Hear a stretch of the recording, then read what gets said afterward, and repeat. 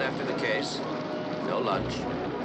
2 hours with the Chamber of Commerce. 3 hours with the mayor. Which leaves very little time to drink and be merry, to say nothing of eating. Well, darling, you can do all 3 at the Marlings' party. Peter Childs is catering. Oh, no, not crab rangoon again. I can't decide which is worse, his food or him. Why does he always have to cater these parties? Well, he's very in. Very in.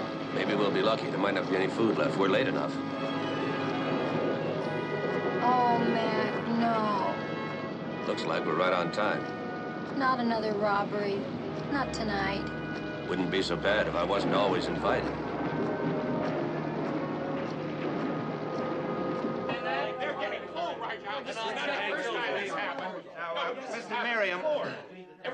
This is an outrage. Yes, sir. I shall issue a formal complaint. Yes, sir. Mr. Merriam, are you the decorator of this house? That is correct. And that includes the installation of the wall safe? I arrange for everything. I will not tolerate interference. I can't even bear suggestion. Yes, sir, but I would like to ask you a few questions about the installation of the wall safe. Do these look like the hands of a laborer? I arranged for its purchase. I did not install it. Thank you, sir. You can get dressed now. Have you seen this one? Give me a finger. I call this my one-hand appendectomy. Well, thank you, Doctor. Anytime. Oh, good evening, Commissioner. Good evening, Enright. Mrs. McMillan. Well, sir, I suppose that you can tell. I can tell. Same pattern? Same pattern. I was also checking the guest list. Same list? Same list. What's with your police, Commissioner? I can't go to a party in San Francisco without stripping. You object to that? I think some people would be above suspicion.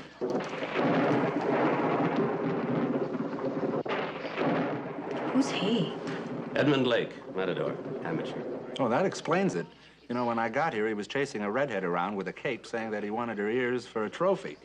If I know Lake, that wasn't the part of her he was after. There's Frances. I'm going to talk to her for a minute. Listen, sir, we've checked all the guests and managed to insult most of them in the process. Frances, I'm so sorry. How's Carter taking it? Well, you know Carter. He can't bear to lose anything. Once a year, he makes me take an inventory of everything in the house. Francis, Carter, we'd like to ask you a few questions if you're up to it. I'm not up to it. I may never be up to anything ever again. It was a terrible party. Even before Frances insisted on opening the safe. Why did you open the safe? To show off her diamond. Why else? Well, he never lets me wear it, so at least I can show it off to a few friends.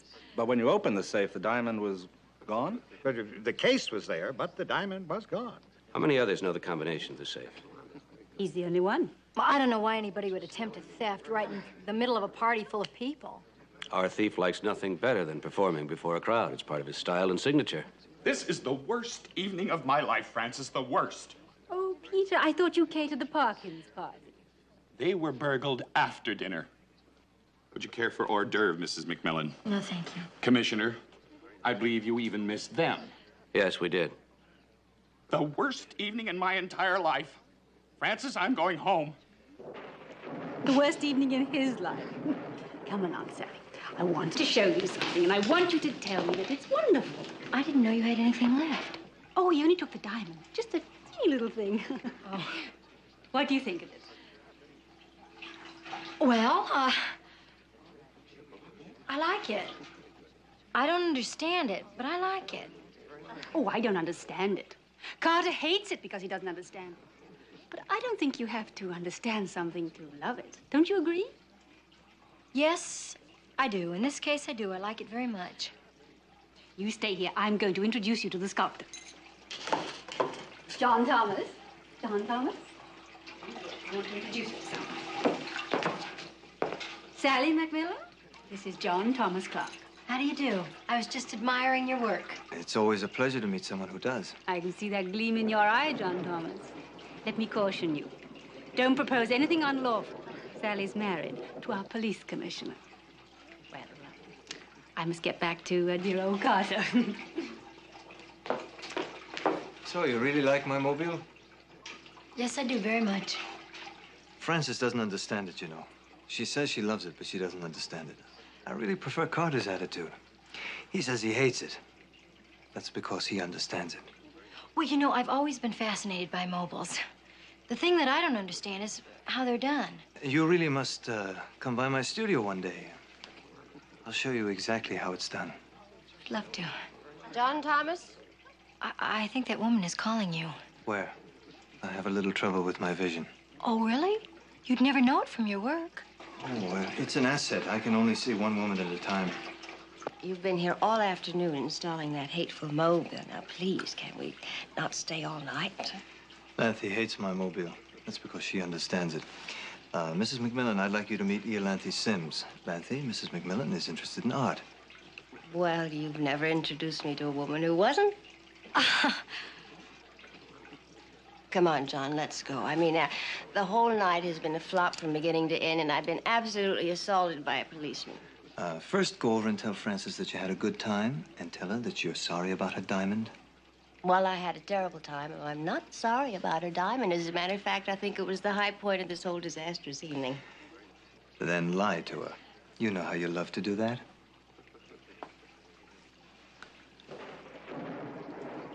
The insurance investigator checked the safe before the party began, sir, and he says that the diamond was still there. Did you investigate the investigator? Yes, he's all right, sir. No, the diamond had to be taken by somebody who was at the party. I mean, 6 robberies in 7 months? You're right, sir. We're dealing with a master burglar who loves to perform in public. All right, let's run down the list again. Fats Lieberman. Still in San Quentin. Massanti. Still dead. It always leads right back to the Dutchman. Right on. He's the only one who can operate in this manner. Yes, but, sir, no one has heard from the Dutchman in the last 10 years. Well, we're hearing from him now, I'll bet you.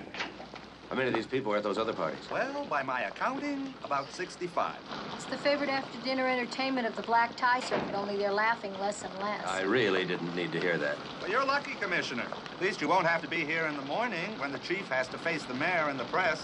Would you rather be in Palm Springs, facing a national convention of police commissioners? Darling, you'll have to face them when you get back anyway. I really didn't need to hear that either.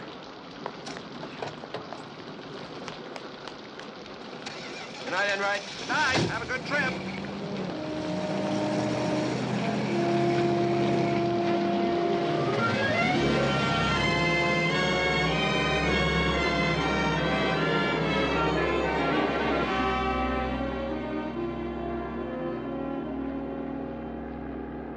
You sure you want to play golf your first day here? You're gonna play golf, aren't you? Yeah, but you hate golf. But I love you. Anyway, everybody plays golf in Palm Springs. It's very in. Boy, it sure is pretty down there.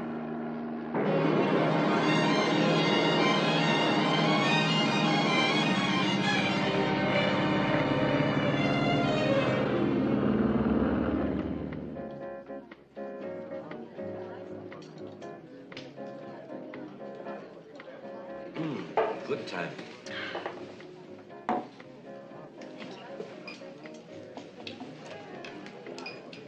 Arriba. Abajo. Centro. Mac McMillan. Freddie! Oh, you Neil. still got me a guy. Hey, it's good to see you. How are you? Fine. What are you doing here? I'm here with Boris Potter, the used car king of Ah, LA. you're looking good. Oh, Freddie, I'd like you to meet my wife, Sally. This is Freddie O'Neill. So you're the little lady that nailed him, huh? I hate to tell you how many tried. I'd hate to tell you what they're missing. Nice to meet you, champ. Now, just ex-champ. Now I'm strictly a golfing buddy. Hey, there's somebody wants you to meet. June, come here. Mac! Hey, it's great to see you again. How are you? Oh, fine. You remember my wife, Sally? Oh, sure, Mac. Whatever you say. Have you Yeah, got a you game? play with anybody? Thought Well, maybe- why don't we make it a foursome? Yeah, fine. Check I'll the fix it starter. with a starter. Sit down.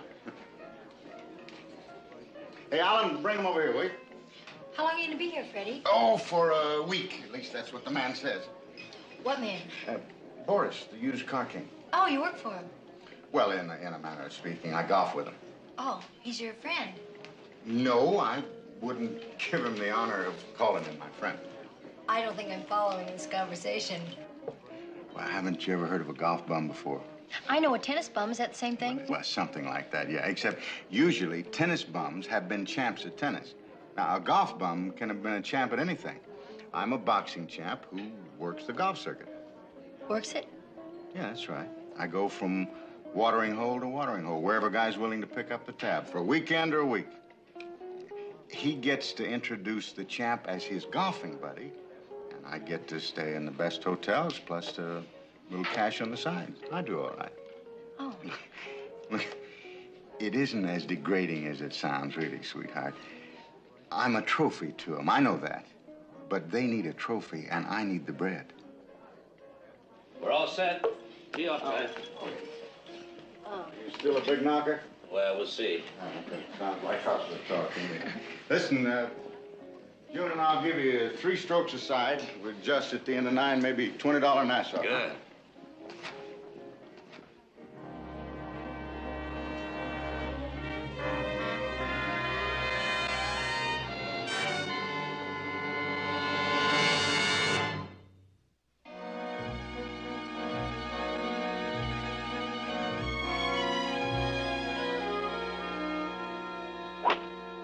Nice shot, Mac. Okay, Sally. Boy, that was fabulous. Well, I hope mine goes there.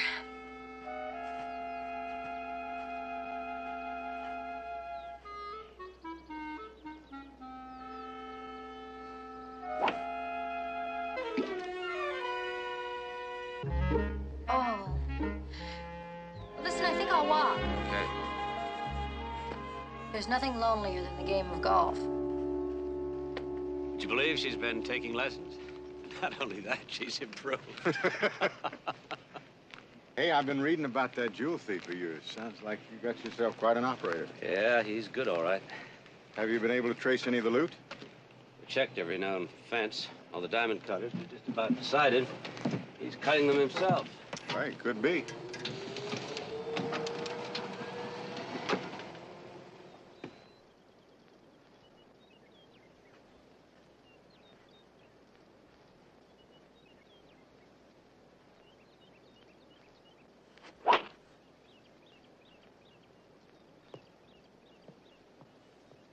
Beautiful. Nice shot, Mac.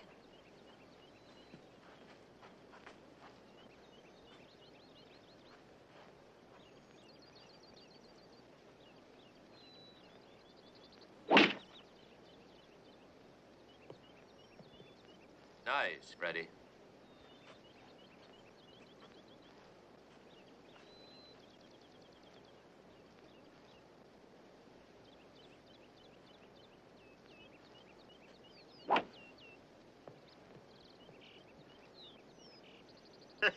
Very nice. That's my partner. Okay, Sally, sock it to him.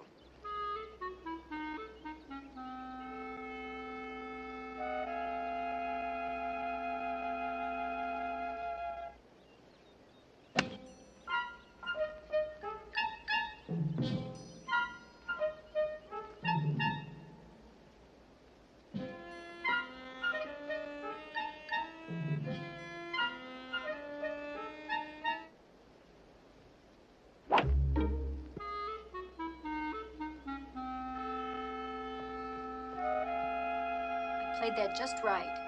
You told me look down, I looked down. Don't take your eye off the ball, I didn't take my eye off the ball. I kept my arm straight. I think Sally ought to take an axe with her in there. You know, thinking about the way your thief loves to perform at parties, he kind of reminds me of the Dutchman. Remember him? Yeah. Who's the Dutchman? One of the biggest jewel thieves in Europe. Till Interpol made it too hot for him. What's he look like? Yeah, if we knew, we'd grab him. No one's ever even seen a photo of him. Well, I saw him once. You did? Yeah, it was on my triumphant European tour. I remember thinking, he looked so young to be doing so well. You saw him, huh? Yeah. Would you recognize him if you saw him again? Well, I think so. I think I'll pay my wife a visit. Right, see you on the green.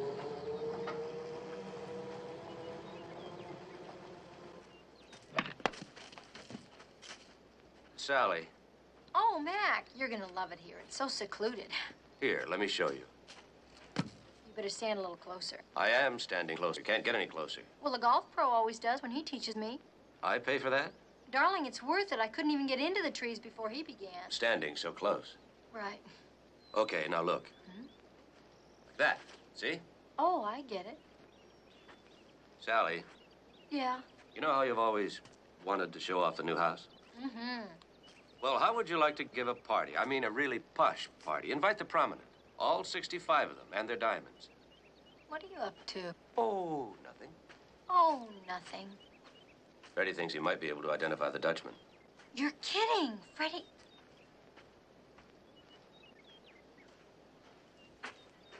Excuse me, have you seen an extra ball around here? No, we haven't. Oh, okay. Do you think he was listening? I'm going to talk to Freddie about the party. I'll be right back. Okay, I'll be here.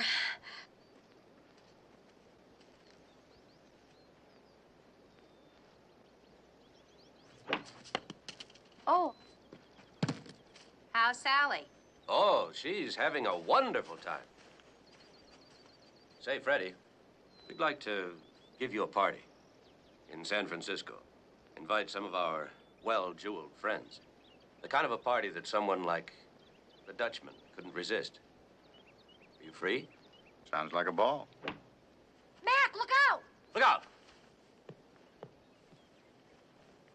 My wife just got out of the rough. Hey, Freddie, you're really gonna love San Francisco. Yeah? I want you to know you can change your mind at any time. Oh, don't worry about me, baby. I've been missing the ring. I'm ready for a little action. That about does it, Commissioner. Yeah, sure does. Thanks. You're welcome. See you in the shower. Okay, baby. Oh, Champ, I've been looking all over for you. Oh, hi, Boris. I ran into a buddy. Yeah? Well, I got a couple of buddies that are just dying to meet you. So get dressed and make it quick. Sorry, Boris. After we get through here, my friend wants me to have a drink with him. Look, I don't care what your friend wants. I'm the one who's footing the bills around here, and it's what I want. And I want you to get it on down to the clubhouse and meet these two guys, Champ. Hey, we can have our drink later on, Freddie. No, we'll have it as planned. Get lost, Boris. Get yourself another champ. Now, don't you make the mistake of trying to knock on my door later. I never knocked on your door in the first place, Buster. You did all the knocking. There goes your meal ticket. Who's hungry?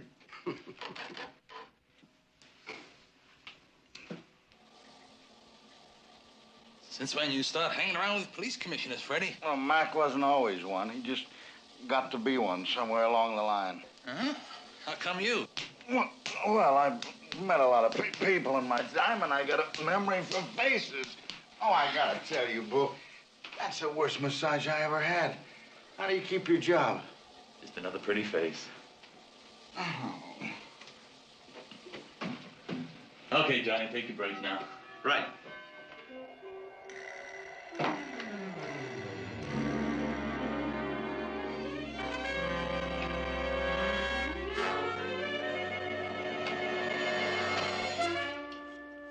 Who is June, Freddie? I thought you knew her. She sure seemed like she knew you. That's always happening to me. I'm forever reminding people of someone they think they know. Just hope we didn't talk too much about the Dutchman in front of her. Can she be trusted? Well, I hope so. She's the daughter of an L.A. police commissioner. Oh, that June.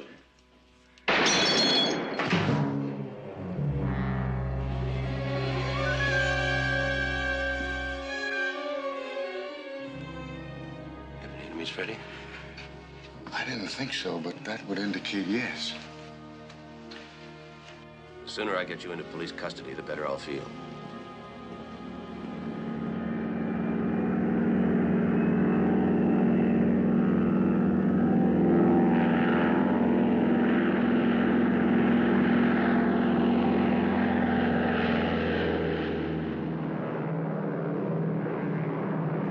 Usually flying makes me nervous, but today I find it very soothing. I usually find it soothing, too, but I wish that somebody would tell me what the rush is all about.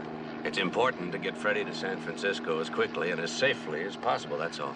That's all. You're telling me that's all, but I know there's more to it. The reason you're telling me that's all is because you don't want to frighten me. That's right.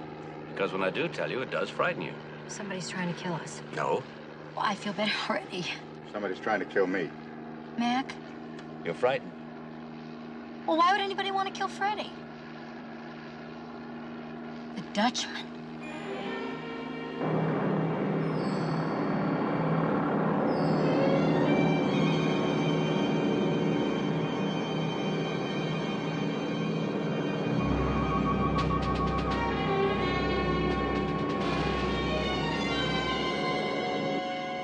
Look at that jerk, will you? Miles and nothing, and he's crowding us.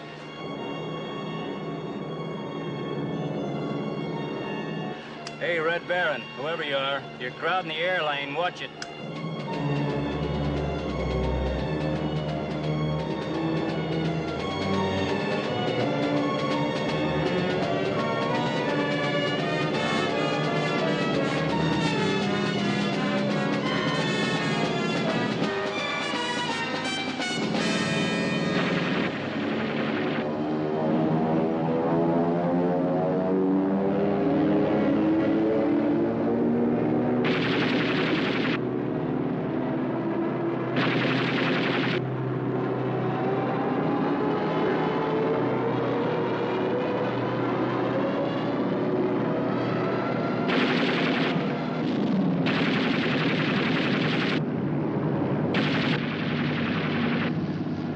The Dutchman, he really intends to get me.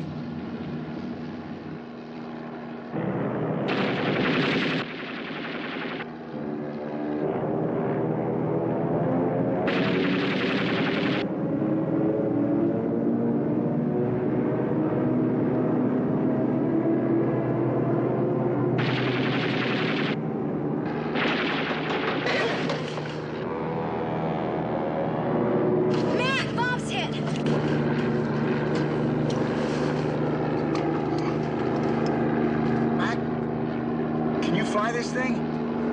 I'm gonna try.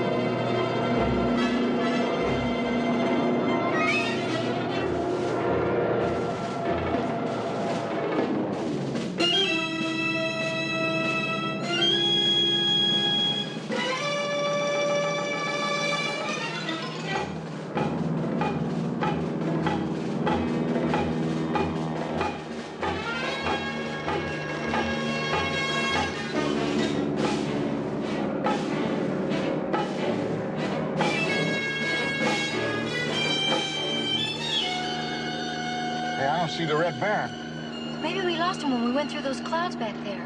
Mike, that was first class. How many lessons you had? 6. You did that with 6 lessons? That's wonderful. You haven't heard what number 7 was. How to land. Hello? Hello, anyone? Mayday, mayday. Come in, anyone. On level around. You're killing me. Hey, you came to just in time for lesson number 7. How do you feel? Not good. You feel strong enough to land it? I think I'm about to black out again. Before you black out, can you tell me how to land this? I can't. Call the control tower for instructions. I can't. The radio's out. Sprung a gas leak, too.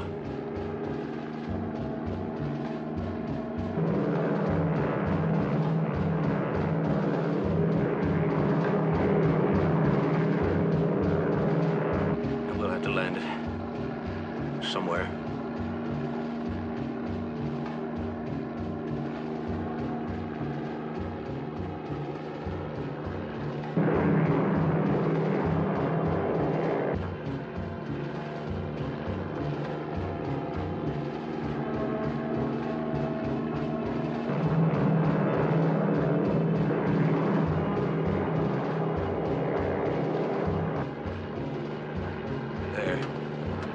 Like a good place.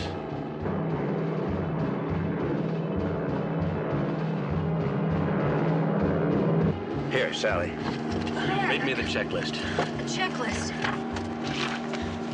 The checklist. Read the checklist. Before starting engines, before taxiing, before taking off. That's the pre-flight check. Read me the part about landing. Climb, cruise, before landing in range. Oh, here it is. Okay, before landing. Gear down, locked.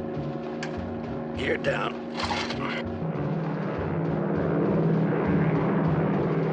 Locked. Green light visual. Green light visual. Hide press. What's that? Hydraulic pressure. Oh. Gear and systems. Pressure's okay. Mixtures. Auto rich. Full rich, okay. Prop controls, low pitch. Prop control, low pitch. Wow, you got that good. Flaps 1/4 down. Flaps, 1/4 down.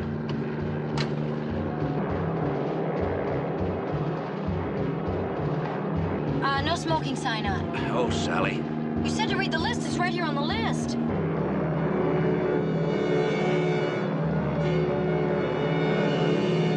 All right, Sally, that completes it. Hold tight, everyone.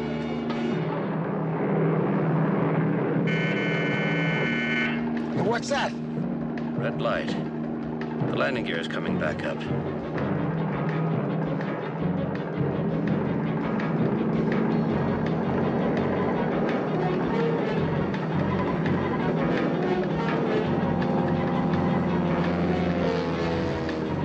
I must have hit the switch when I set the flaps. Okay.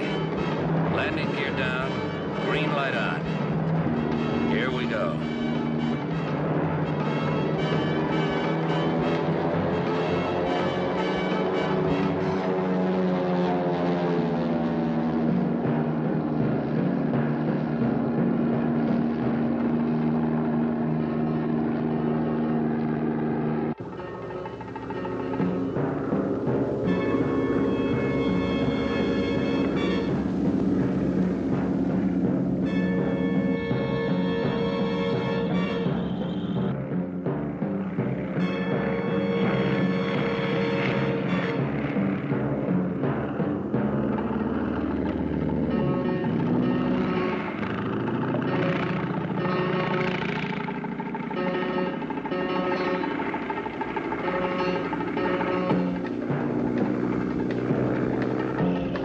Come on, number 7.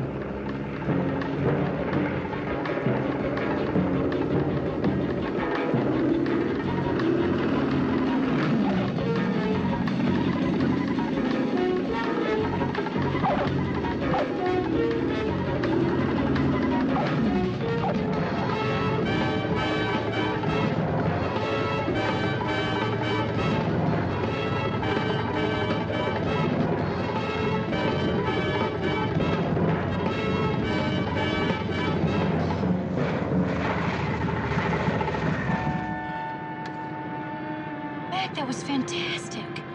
Beautiful job, Mac. Beautiful. Fantastic.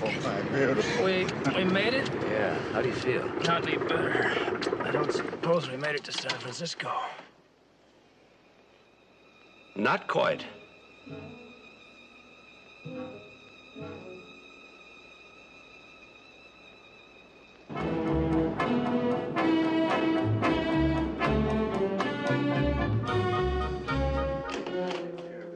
Now listen, the commissioner should be back in about 2 hours, so you better take a look at this group of characters one more time.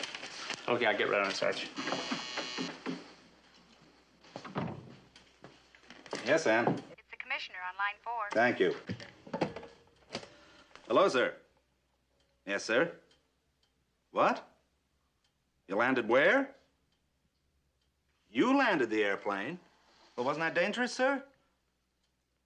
I will. Goodbye, sir. Ann, I want a heli ambulance to Yorba Linda to pick up a wounded pilot and the commissioner's party. I'm going to need 6 men to meet them at the San Francisco airport. I want a car for myself, and I want 4 men to go to the Hotel Taylor and make security preparations. Yes, sir. He landed it himself.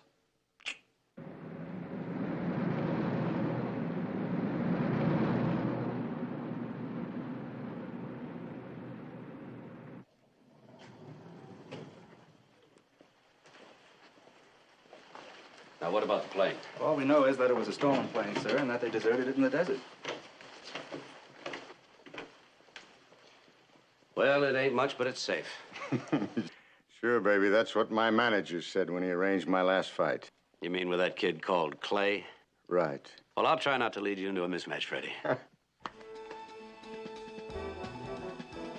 Come on in, right? We got some shopping to do. What a marvelous dinner. Here. Try this on for dessert. What is it? Oh, Mac! That's gorgeous. Fits perfectly. You've never done anything like this before. Thank you. Thank you. Except you can't keep it. It goes back after the party. I know. It's just that you've never done anything like this before. Oh, excuse me, back later. Oh, Mildred, come here and see what Mac bought me. Wow, what a rock. What'd that set you back, Commissioner? 50 big ones, Mildred. 50,000? But be careful whom you tell it. We wouldn't want a visit from our local jewel thief. Might be a little embarrassing. Got the message, Commissioner. Say, what's the occasion? I didn't miss your birthday, did I, Mrs. McMillan? No occasion, Mildred. Oh, you did something that bad, huh, Commissioner? I just happen to love my wife. Well, sure, don't we all?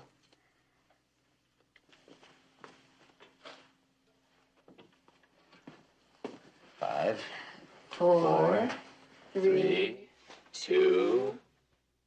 Contact, she's calling Agnes. Then in alphabetical order, Beatrice, Clarissa, Dot, and Elsbeth. It'll be inside the back door of every home on the hill before midnight. Oh, would you like to look at our list, how it's coming along so far? Mm-hmm. Peter Childs, what's he doing on this list? You know I hate his food. Darling, he's the inn caterer. Yeah, inn caterer, yes, I know. You know, he could be the Dutchman. You know, he's been at all the parties, and he's always the first to arrive and the last to leave. Well, somehow I can't see the Dutchman slaving over a hot kitchen stove. You've never made crab ragoon. It takes a very light touch. Okay, I'll put him down, right into the surgeon who does a knot with one hand. Do you think he could be the Dutchman? Well, that's a possibility. One of the things we know about the Dutchman is he's very adept with his hands, as is the surgeon. Well, then you better put down the matador. Remember what Sergeant Enright said about how handy he was with a cape. Everybody's suspect. This party is getting exciting. I'm going to have to go out and look for a dress to go with my ring. Well, I can't very well go to a party with John Thomas Clark and his mistress without looking special. And that's another one, Clark. Think of the dexterity needed to make those mobiles. Oh, that's ridiculous. You're just suspicious of everyone who wants to give me lessons. Yeah, right. Lessons. Oh, I'm booked for a golf lesson tomorrow. That is it. I'm going to bed before I say something I might regret. It's early. You don't have to come to bed if you don't want to. Darling, I'm not going to take golf lessons to follow you all around the course and then not follow you to bed.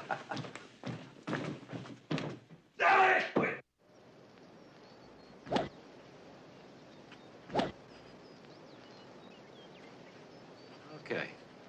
Straight back. Well, I think that's all for today, Mrs. McMillan. Tell me, Buck, am I getting any better? No.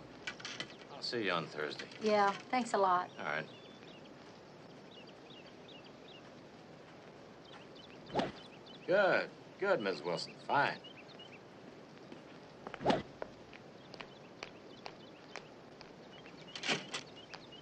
Miss McMillan? Yeah.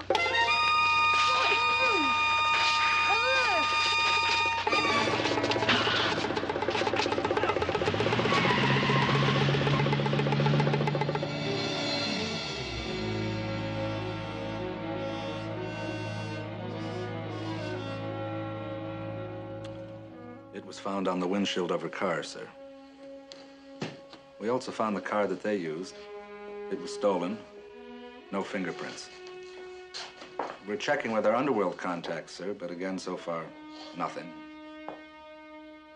I'm afraid we're going to have to treat this like any other kidnapping, sir. We'll just have to wait till they get in touch with us, and then we can set up arrangements for the swap. If the Dutchman is determined to get me, he will, now or later. If you ain't careful, it could be me and Sally. Now, stop worrying about me, will you? I can take care of myself, but she can't. Look, Mac, I never backed away from a match in my life. I want to tangle with a Dutchman. I was a champ, baby. You're forgetting that. So, that's the way it's gonna be. Hey, Mac, I'm a free agent. There ain't no way that you can hold me here. So you either arrange that swap right now with the Dutchman, or I'm walking out of here and making my own deal with him. And you know I can't.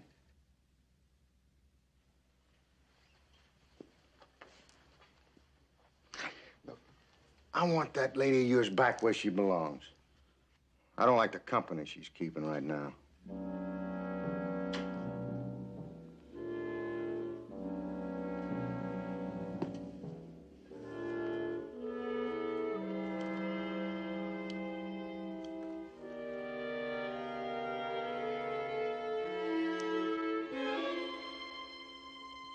Oh. I don't suppose this stuff looks as bad as it tastes.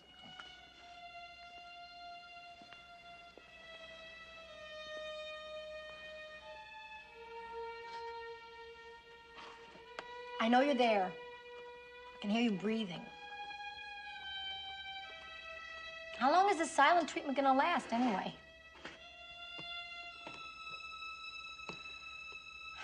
I don't suppose I could reach you with a little, I guess not. You're right. Why bother to make friends? We have no time. I'm gonna be out of here by tomorrow anyway, right?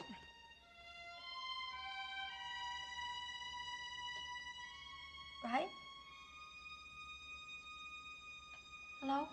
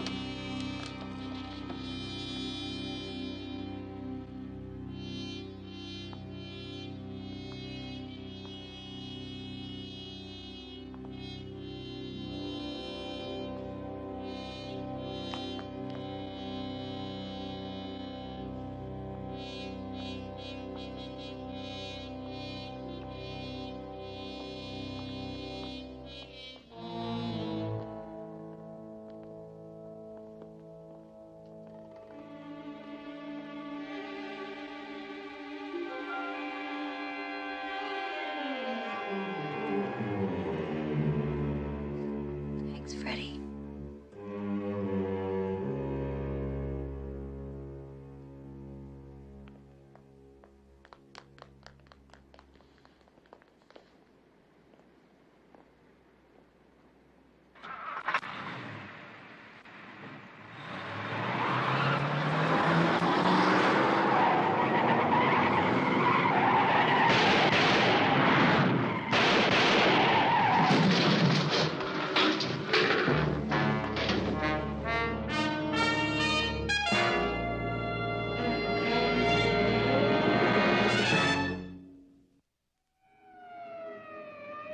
Is the policeman who accidentally shot O'Neill on suspension, Commissioner? Yes, he is. Mrs. McMillan, I know how you must feel, but would you mind giving us a statement? I didn't see anything. I was blindfolded the whole time. They had, those stocking things over their heads when they kidnapped me. Well, how many men were there? McMillan? I don't know, two in the car. Mrs. McMillan? I don't know, Mac. I don't know. Can't we just go home? I don't want to answer anymore. Yes, of course. Commissioner, is it true that Freddie O'Neill was your only lead in all these recent jewel thefts? Yes, it's true. I'll give you a statement in a minute. Honey, the mayor insists I make a full report. Why don't you go on home and I'll join you as soon as I can. Can we ask her just a few more questions? Not now, not now. She's exhausted. Take her home, Tom.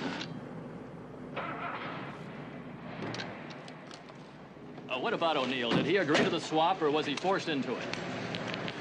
He insisted on it, gentlemen. But now, wait a minute, Commissioner. We still don't have a... And so, a stray bullet by a policeman in the tragic confusion of the swap for Mrs. Sally McMillan cost the battling Irishman, Freddie O'Neill, his life. But we repeat, Police Commissioner McMillan's wife has been safely returned. Thank you, George, for your on-the-spot report. Tonight, in tribute to a real champion, this station is proud to present highlights of Freddie O'Neill's boxing career. This was Freddie's first match as a professional against Kid Larson. He won by a knockout in the 5th round and established himself as a major contender. Within a period of 6 years, Freddie O'Neill had fought 14 main events.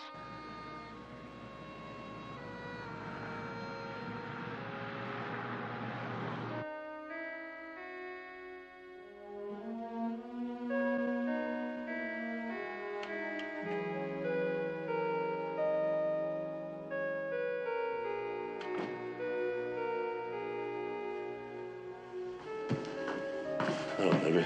How is she? I gave her a double shot of hot milk and a little sleeping pill. Something ought to work.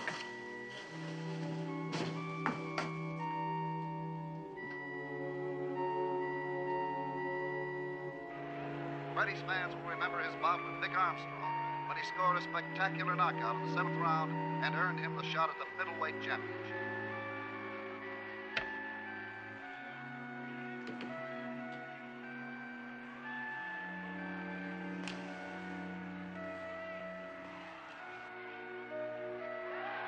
He shocked the boxing world by defeating Hal Stenson for the middleweight championship. This fighting Irishman had a heart of gold and a helping hand for any friend in need. He had great confidence in the young people of today. Whenever he wasn't in training... Sally.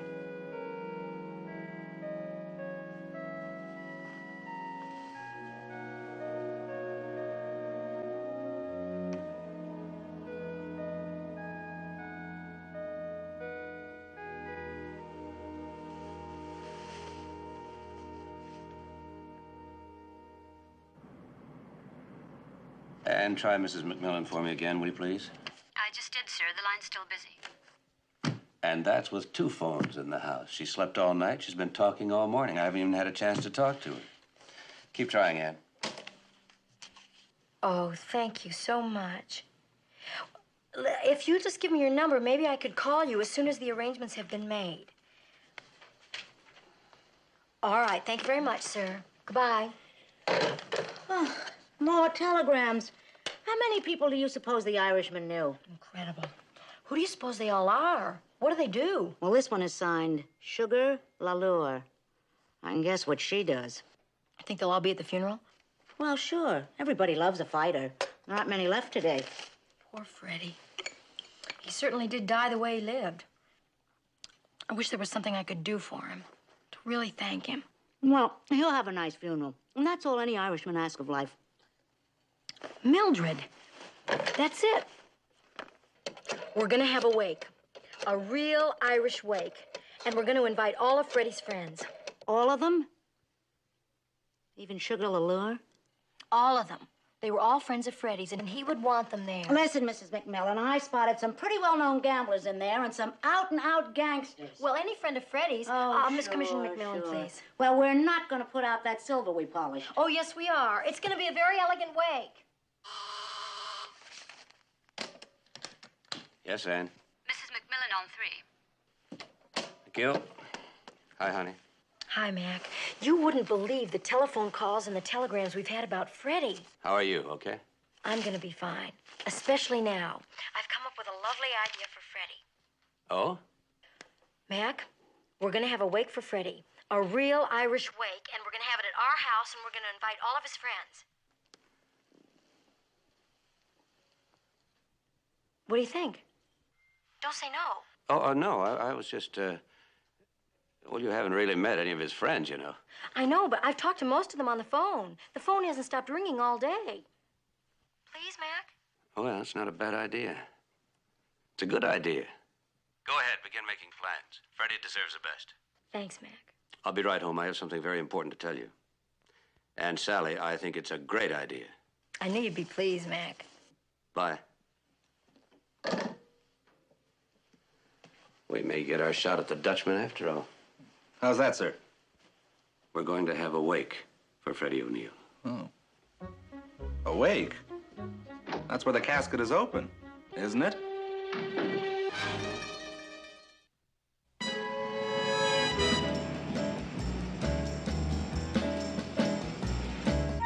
Yes, I know it. Would you please stop crying, Mr. Tippolino? All right, Tippy. I know it was a great loss for all of us. Your brother. Yes, you know, I had that same feeling myself. Hi, darling. Hi. Oh, no, I wasn't. No, I was, your cousin felt the same way, too. Oh. Well, sure, we'd be glad to have them. Here, let me put that down. Okay. Thanks a lot. All right. It was an honor talking to you, too. Okay, Tippy. Bye-bye. Tippy? Are you talking to Louis Tippolino, the restaurant owner? He is such a sweet man. He's the biggest crook in town. Why isn't he in jail? That's how crooked he is. He makes it look legal. Well, I had to invite him to Freddie's wake. He sent such a sweet wire. Look, about the guest list. Why do you invite the people we were going to invite to Freddie's party, too? How would you like that? That would be a fabulous idea. Freddie would have liked that. You know, also, I think it'll add a little class to our wake. It's just the way he put it. Our wake could use a little. He put it? Put what? When? Why don't you sit down, Sally? I'll pour you a drink. I don't want to sit down, and I certainly don't want to drink. Freddie's alive. I think I'll sit down. And I'll pour you a drink. I think I'll drink it. What do you mean, Freddie's alive? Our men were using blanks. The whole thing was staged to make it look real. How could you do that? I know it was a terrible thing to put you through, Sally, but I had to. Couldn't you trust me enough to have let me in on it? Oh, sure. If I'd known where the kidnappers were holding you, I'd have phoned you. You always let me in on everything. You could have given me a signal in the alley. You could have winked. Oh, sure. You see? It had to be a perfect performance to fool the Dutchman, and he was out there somewhere watching. You, Freddie, me, all of us. I couldn't risk it after what you'd been through. And the only way to keep Freddie alive was to convince the Dutchman that Freddie was dead. I can understand that. Where's Freddie now? Safe, out of sight, and under police protection. And looking forward to the wake more than anybody, with the possible exception of the Dutchman. Is he gonna be there? Well, that's what we're counting on. We'll have mourners wearing diamonds of every shape and size, begged, borrowed, and stolen, probably. With Freddie playing dead and identifying the Dutchman at the same time? Mac. We can do it. And we're counting on you, too. Oh, now that I know Freddie's alive, I'll be fine. Sorry I got so upset before. Oh, I can understand that. Oh, Mac, I think I've come up with a clue myself. Yeah? Of course, I couldn't see or hear anything when I was hostage, but I could taste. And they fed me a stew that was so awful that if she ever cooked for me again, I know that I could spot her. She? Why do you say she? Why do I say she? Why do I say she? I don't know. You're the one who said it. What are you doing? I'm sniffing. Well, I can tell you're sniffing, but why are you sniffing?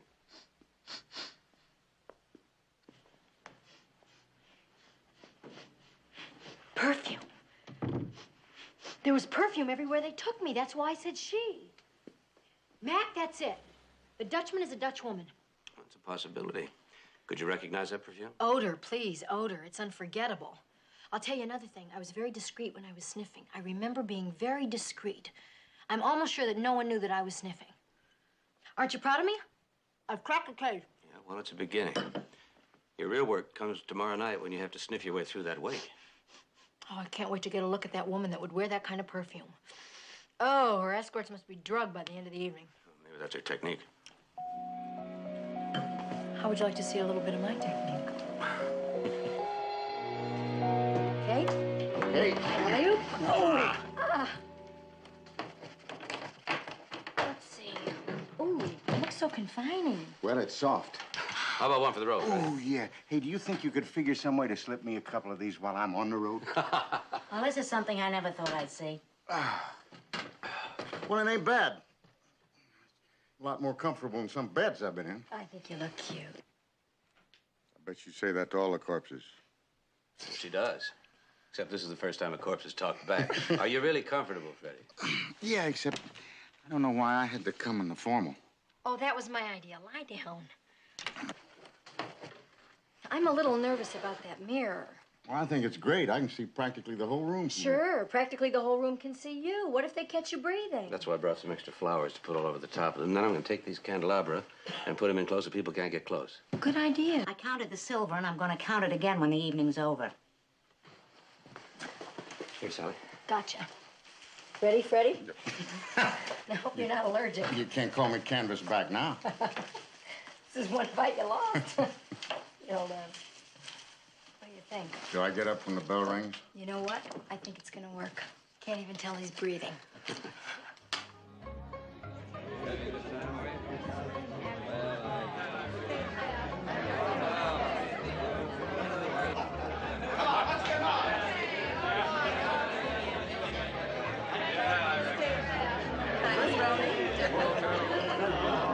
Dreadful house. I don't know which I despise more, the exterior or the interior. I don't mind the house so much as I do the people. It's a whole new breed of parasites. Funeral crashers.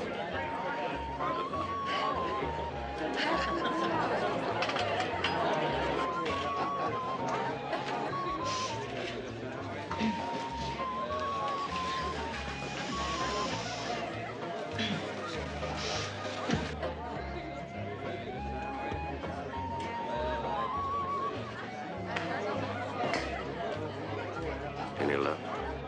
Not yet. Watch it. I can see your lips moving.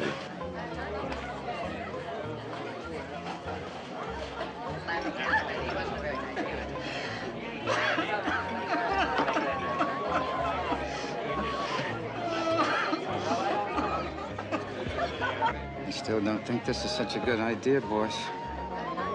I mean, the police commissioner's own home? I'd risk anything for Freddie O'Neill. Oh, yeah? I ain't never met no Irishman, alive or dead, worth going to jail for. I've never seen so much drinking at a party for a live person. Is this your first wake? And my last. I'm going to be cremated.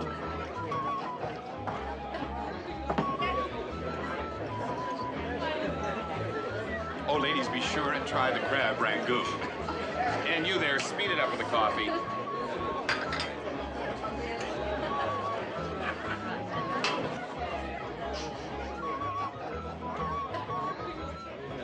Commissioner?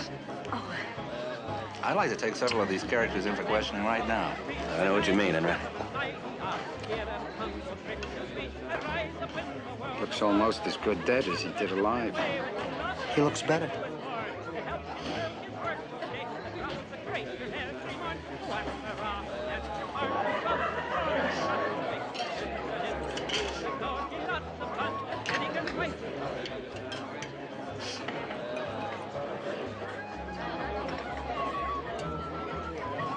I'll take that. What? That carving set up your sleeve. Oh, I'm with the catering set. I'm with the police commissioner.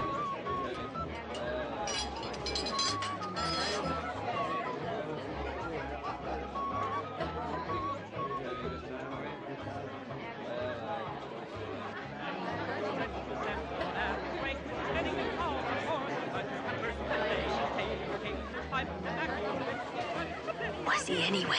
I have no idea. You're the one that accepted the invitation.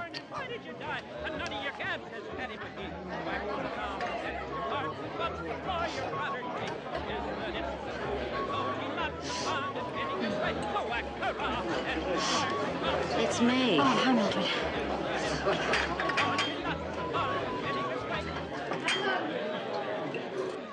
There lies a man who says he never threw a fight.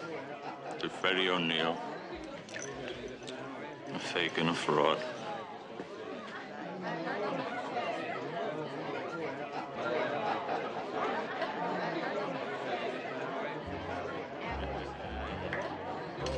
What's your name? Enright, ma'am. Enright, man. Oh, that's a beautiful name. I really like that name.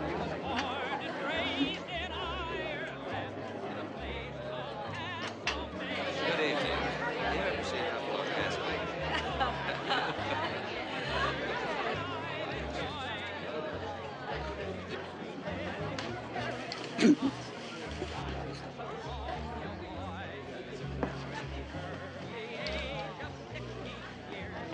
being smashed?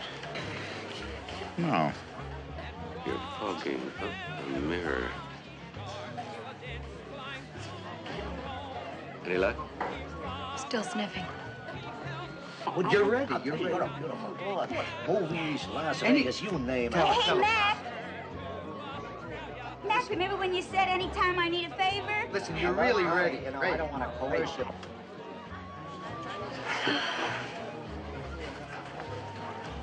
If I snap my fingers the wrong Listen way, to you know, him. Why don't you gentlemen have a drink in the bar?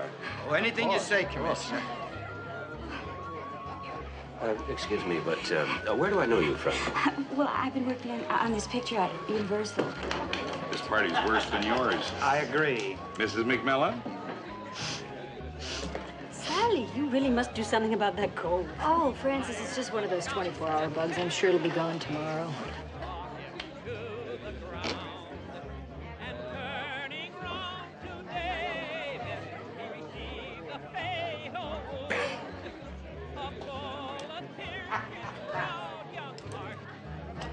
Oh, Francis, a familiar face, thank goodness.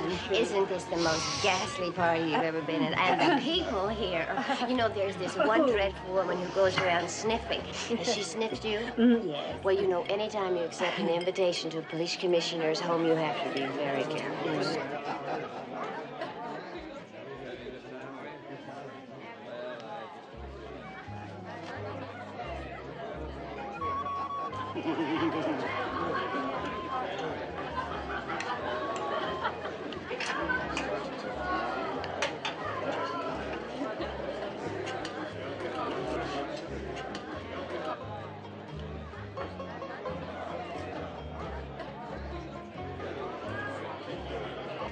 Mrs. McMillan. It's the bee.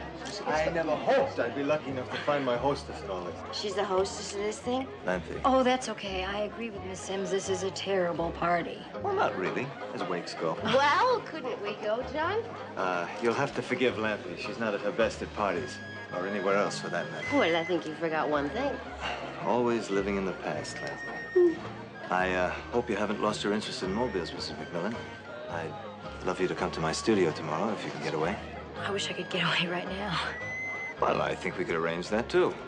Oh, tomorrow would be fine. Good. Shall we say about noon, then? Fine. Bye.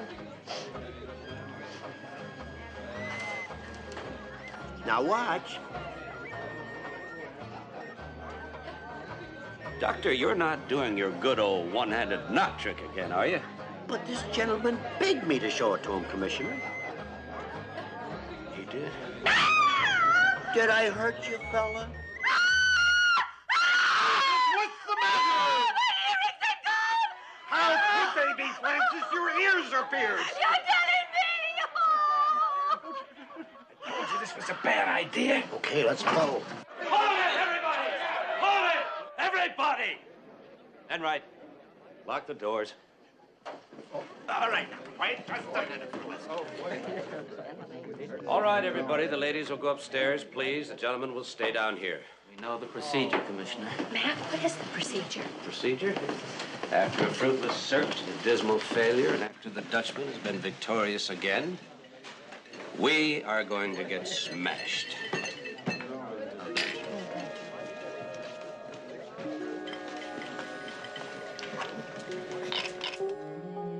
San Francisco's master jewel thief struck again last night, and this time at the home of Police Commissioner Stuart McMillan. Stolen was a pair of earrings valued at $100,000, removed from the pierced ears of Mrs. Frances Miley, wife of the famed financier Carter Miley. The heist took place at the wake of battling Freddie O'Neill, accidentally gunned down by police as he was being exchanged for the kidnapped wife of the police commissioner. A search of all the guests proved futile, and San Francisco's mysterious jewel thief has been successful once again. Great picture. Who turned that on? I think it's been on all night.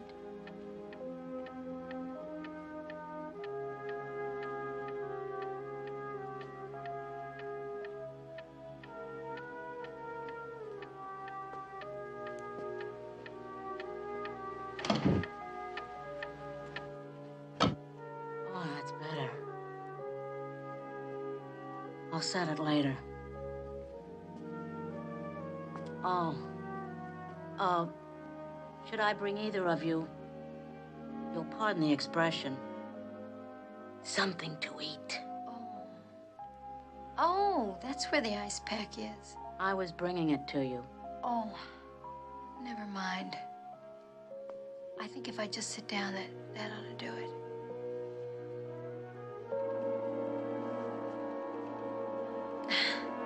Oh!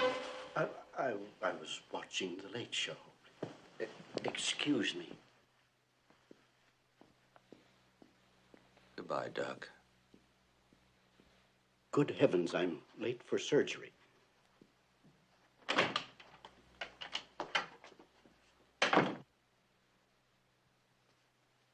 Who was that? Just another guest who didn't know when to leave. Oh, I'm never giving another party. I can't get that clock in focus. I can't even get you into focus. I wonder what time it is. I told John Thomas Clark that I'd drop by his studio for a lesson in mechanical mobiles at 12 o'clock. The way your hands are shaking? Well, it's modern art, Mildred. I think shaking hands could be an asset. First, you've got a morning of sniffing ahead of you. Oh, Mac, even my nose has a hangover. I'm sorry, Sally, but your nose is the only clue we've got.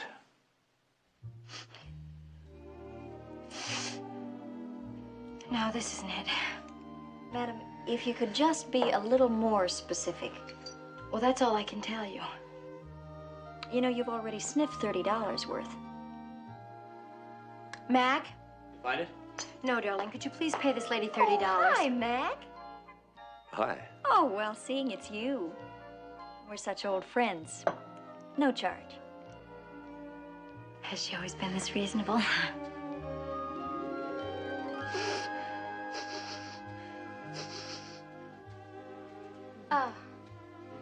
No. Well, this is...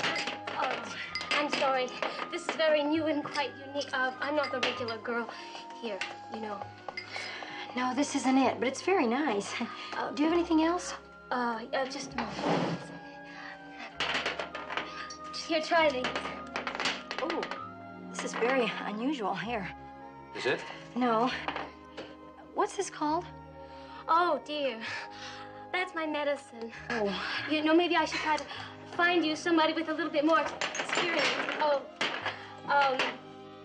If you could just describe to someone who knew exactly what you wanted, then, just a moment, please. Isn't she cute? I like her. Yeah, but she does seem a little incompetent. I know, but I like her because she doesn't know you. Can I help you? Oh, hi, Mac. Yes, what we wanted was someone with a little more experience.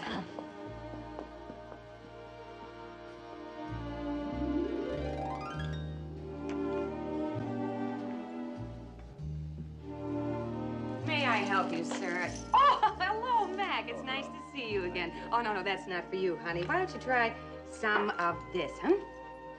I don't think we'll find anything here, Mac. Wait a minute.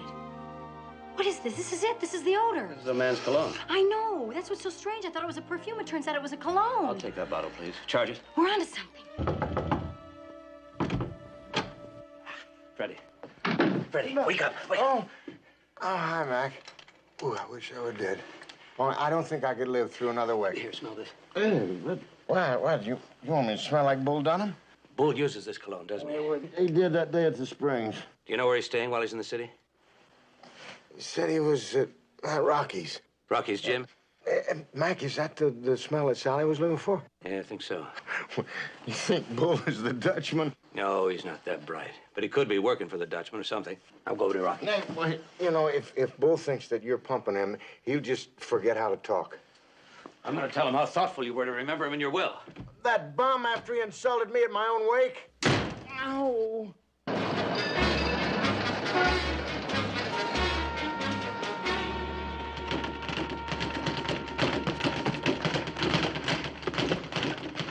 Freddie thought a lot of you, Bull. Ah, the poor guy. One of the last things he said, he wanted to give you his boxing gloves. First pair he ever used. He wanted to give them to me? Yeah? I'll mail them to you down in the Springs. Yes, well, I'll hang them on the wall in the massage room. Put a picture of Freddie up there, too. Hey, Freddie would like that. I'm gonna miss that ball. Yeah, we all are. Nice cologne, Paul. Hey, lower your voice, will you? I've been taking enough razzing from the bums in here about this smell. Oh, I like it. You do? Yeah. Where can I buy some? I don't know. Anyway, if you want some, I'll ask Mr. Clark where he gets it. Mr. Clark? Hey, you know, that sculptor guy. Oh, John Thomas Clark. Oh, present? The last time he was down in Springs, he just brought it down. When was that, Bull? Same time you...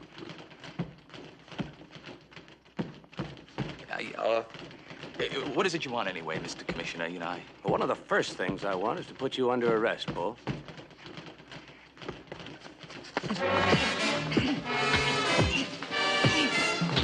Hey, nice swings, fella. Got a manager? All you need All is... I need is a phone.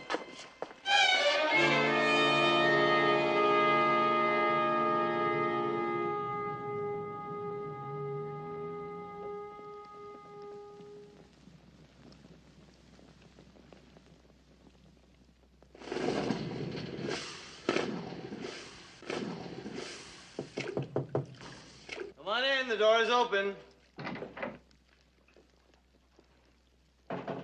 Mrs. McMillan. Welcome. Hi. All right. The artist at work, I see. Well, I'm afraid it's little more than a trade these days. Created by the demands of the marketplace.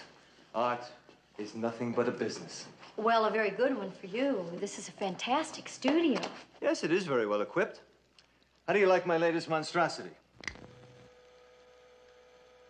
Electrically run. I call it Cycle of Life.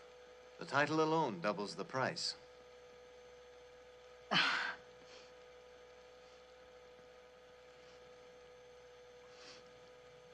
You like my cologne? Yes. Do you know that I have been looking for that scent for my husband? Isn't it a coincidence that you happen to have it on? And last night at the wake, were you looking for it then too? Last night? Lanthy told me you was sniffing all evening. I assumed you had a cold. Now I realize you didn't. No, I do. I thought it was one of those 24-hour things, you know, but I guess I'm gonna have it for a while. Maybe I better go before I expose you, you know. Well, Mrs. McMillan, I suspect I'm already exposed. You're the Dutchman. I'm the Dutchman. How do you do it? I mean, what with all those detectives looking at the safe and everything? Illusion, my dear. Like my mobiles. You think you see something when you don't. No one saw me take the diamond at the party because I didn't. I took it just before the party, when I came to install the mobile. But society creates its own heroes.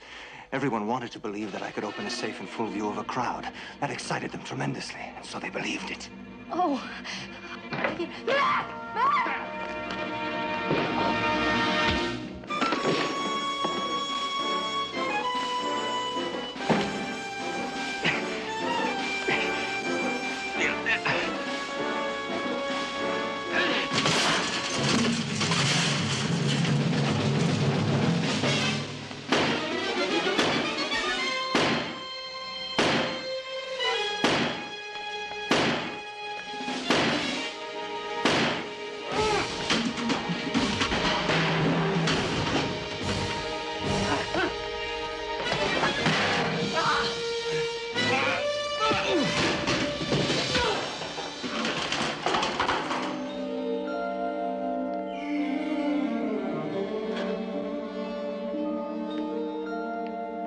Sally.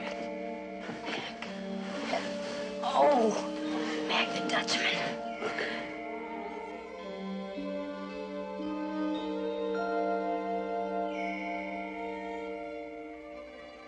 How are you? Fine.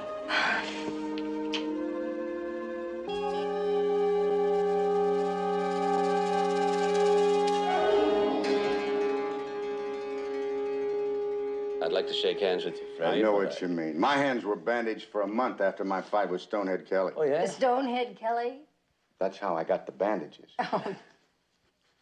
You better give me a big hug, Freddie, because I think my man's going to be out of action for the next couple of weeks. May I? Oh, yeah. Oh, I think that's my cab. We're gonna miss you, Freddie. Have a good time in Waikiki. Oh, I will. I've spent several weeks in the cuff with Muggsy. He's first class. It ain't such a bad life, sweetheart. Oh. Dropped your guard again. Stay well now. Bye, Freddie. Aloha. Bye. Isn't Freddie great? We're really gonna miss him. Do you really mean that about my being out of action for weeks? Well, Mac, it is a little tricky with bandages on your hands. Look, Ma, no hands.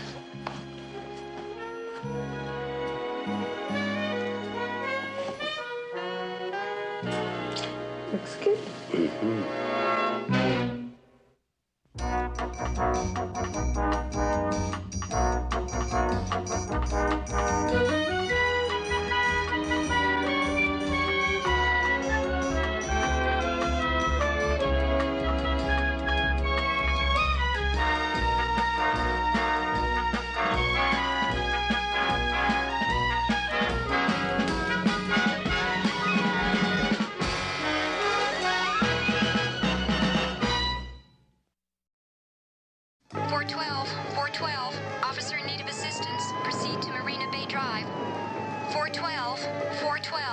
Officer in need of assistance, proceed to Marina Bay Drive.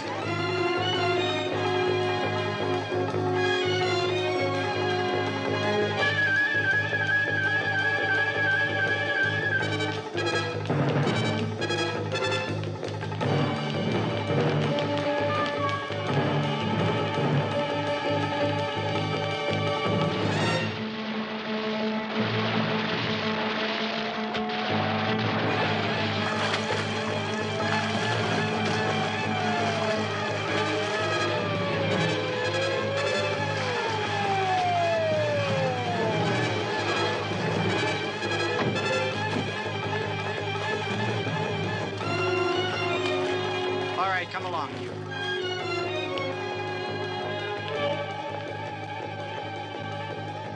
Well, we got him.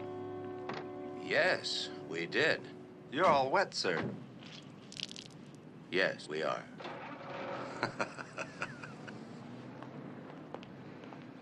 Sir, about the football game Sunday. There could be trouble. What kind of trouble? Well, sir, a bookie was killed in Las Vegas last week, and locally there's been very heavy betting on the game Sunday. Now, maybe they tie in, maybe they don't, but lots of bookies are coming into town for the game. Bookies don't come into town to watch football, Sergeant. They have scouts for that. They get together only when they have a problem. I understand, sir. The question is, what's the problem? Put out some feelers. I'll bet you it has something to do with football.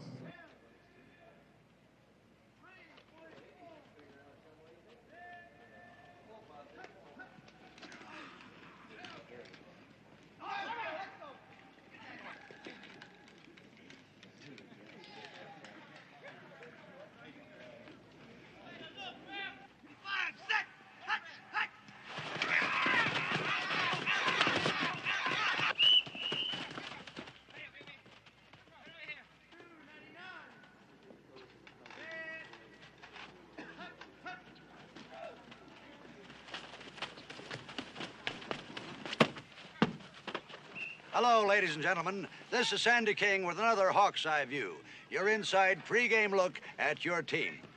Today, we have an unusual opportunity to get some inside facts as we talk to Lowball Lewis, the team trainer. Hi, Lowball. Hi, Sandy. Well, first of all, Lowball, tell me, what is the condition of Vic Whalen's leg? Now, the doc says his leg's a lot better, but not as good as those. Oh, come on, Lowball. We're on tape here.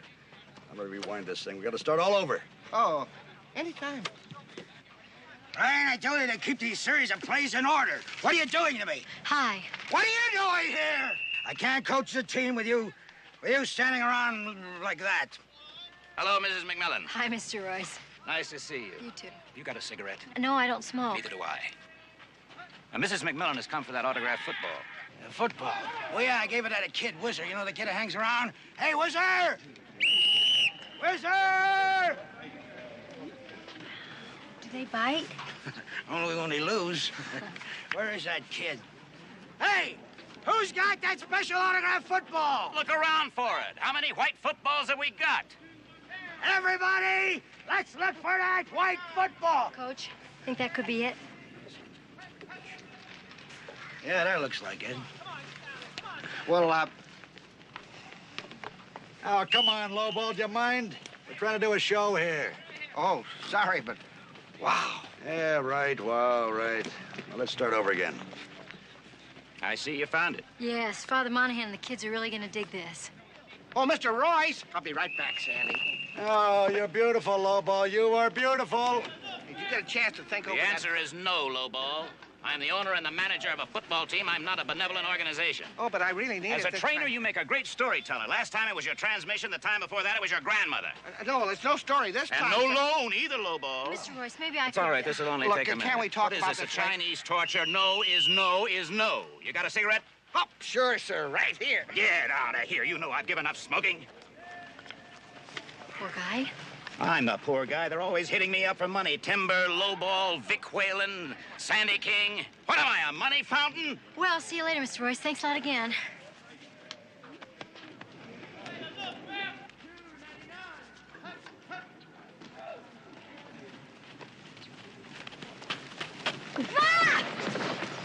I don't know whether you noticed this, but I'm not one of the players. I did. That's why I tackled you. I didn't want you to get off the field without my autograph. You're Billy Benton. Oh, you know me, huh? Who doesn't? Well, I don't know you. Sally McMillan. Married. Oh, heartbroken. Sure. You better sign right there. Sure, who's it for? It's for Father Monahan's School for Boys. Father Joe, too much. I was one of his boys. I was raised in the orphanage. He's the only family I ever had.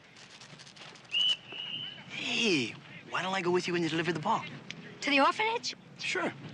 Oh, wow. The kids would go crazy meeting you. I've got to get the rest of their autographs first. Okay, good. It'll give me time to practice my passes.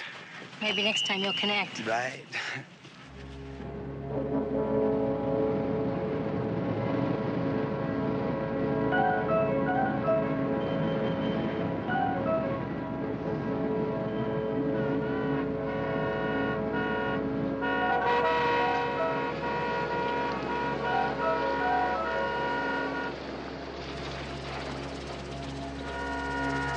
Let's try Sacramento Street, Brady. It might be a little bit faster. Right, sir.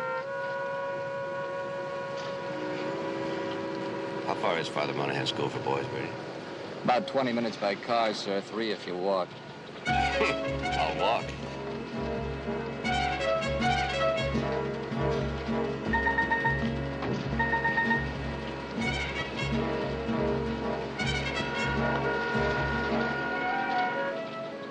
Hi, honey. Hi, darling. I made the mistake of taking the car. Traffic was as usual. Oh, you should do something about that, Commissioner. I intend to. I'm going to sell the car. Mac, you know Billy Benton. Hi. Hi. He volunteered to join me this Oh, afternoon. great. It's a pleasure. You have great legs. Thank you. I mean hers. I agree, especially the left one. Here. There. Oh,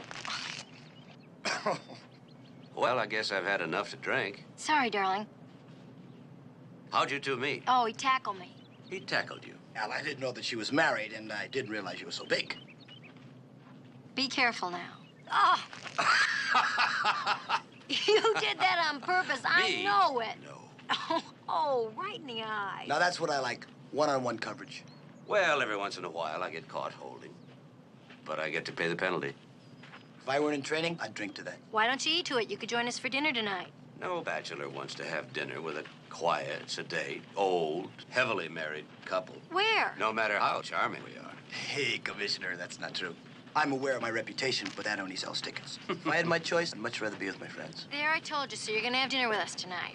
Well, thanks, but I can't. I have a couple of dates, and Well, bring her along. Bring both of them along. We'd love it, wouldn't we? Sure Sal? we would. Well, they're a little different, you know. Well, anytime you can join us, please do. You have the football? Yes, I got the football. Isn't it neat? This would mean a lot to Father Monahan. He'll put it in permanent exhibition in the trophy case. I don't think so. Why? I thought it was for the kids. Wow, something is smudged and then it says, is trying to kill me.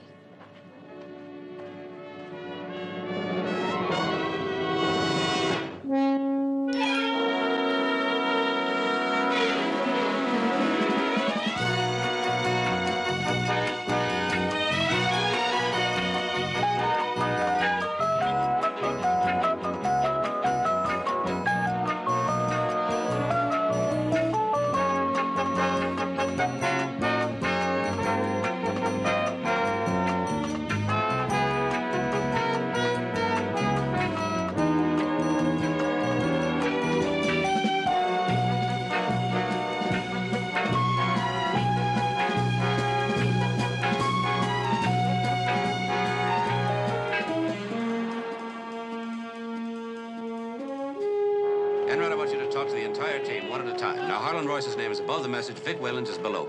Billy, where are they? Vic Whalens over there, and I don't see Harlan Royce. Well, listen, I got a change in practice. I'll see you people later, huh? Right. Enright. You talk to Vic Whalen, I'll talk to Sandy King. One step slower and I can keep up with you. Well, Vic, for a guy who's not going to be in there very much this year, you're sure taking it with a smile. Well, look, I'm a pro. Billy helps the team, that's all that matters. I'm for the guy. Since you're not going to be playing much, won't it be difficult to stay in training, follow the rules, keep that curfew, especially for a bachelor? Well, anything can happen. You gotta stay in shape. Right. Well, our time is up. Thank you, Vic Whalen, for this talk and your honest comments. This is Sandy King, closing out another Hawk's Eye View. Thanks, Andy. Sorry it didn't work. Huh? What do you mean? You stirring up trouble. You worried about losing your job? Vic? Mr. King, there's a question I'd like to ask you, if you Vic don't Whalen mind. is some terrific actor. Actor? Well, Benton takes the ball out of his hands, the bread out of his mouth. He's got nothing but compliments, don't you believe? Oh, you signed this football for my wife. Hey! Hey! Something's happened! Hey, come quick, will you? There's big trouble!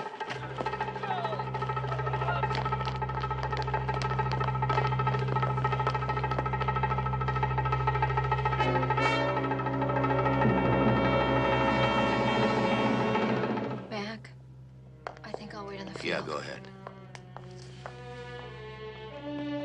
Commissioner? His name was Willie White. We all called him Whizzer. A real nice kid. What did he do? Oh, he just ran errands. You know, he's a gopher. Go for this, go for that. Enright, see what you can find out about him. Yes, sir. Looks like a kitchen knife. Probably from in here. Here, take this down to headquarters. Check this out. Yes, sir. Anything so far? More prints than we can handle. Who'd have left the field during practice? Everyone goes on and off the field. Phone calls, towels, men's room. There's no way of counting. All right, Lowball, tell me exactly how you found the body. Sure, and I'll show you. Come on. See, I was coming down this corridor here on my way to the rub-down room, and I made the turn here, and I walked on by without thinking what I saw, and I got clear down to here, and suddenly I thought, frozen shoelaces. So I went back and opened the box, and he fell out.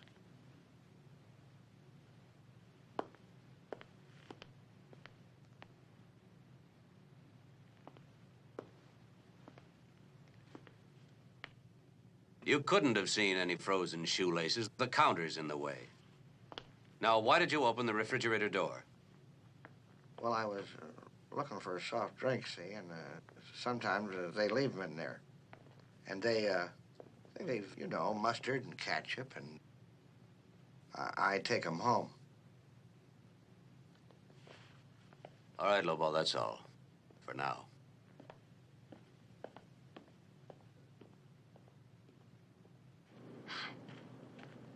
How you doing? The boy's dead.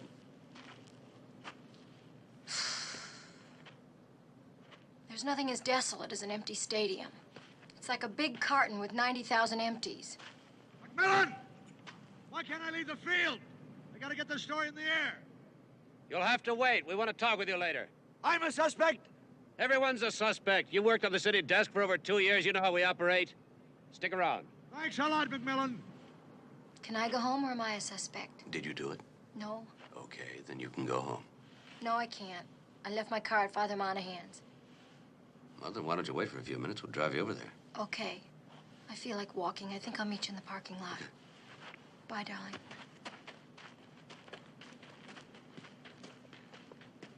I could use a drink. How about you? Yeah, I could use it. But I'm not in training. What, are you adopting me? Did you adopt Wizard? No, it's just the opposite. He adopted me. I guess I did. What do you know about him? He had a crooked smile. He needed attention. Nothing really. Kids get hung up on football players, you know that. He got my sandwiches for me, got my bottled water, ran my errands. I gave him a couple of bucks, a pat on the back. What are you looking at? Bloodstains on your shirt. Did you ever get hit by a 300-pound tackle? Well, go check. It's your job, isn't it? That's right. It's my job. I'll keep it. Hey, Billy, Oh, it's all right. He's one of ours. I think. Oh, I got a lead on the kid's family. They're sharecroppers. I want to pick up the expenses for the funeral. Why? Feel sorry for the kid. No, because he liked me. Commissioner. Mm-hmm. Look, Royce left about a half hour ago, but we found the kid's bike. Good. Now, Billy. Don't leave town. Exactly. This is Whizzer's bike. Boy, it's so new. And expensive, especially on a couple of bucks a day. Mm-hmm. You know, for a young bike, it's got an awful lot of mileage on it. Wow, it does have a lot of mileage on it, doesn't it? What do those look like to you? Well, they could be bookie slips, sir, but I wouldn't bet on it. I would. Check the code of the Vice Squad and see if you can find a way of getting this bike down to the lab. Oh, but I already have. Look here.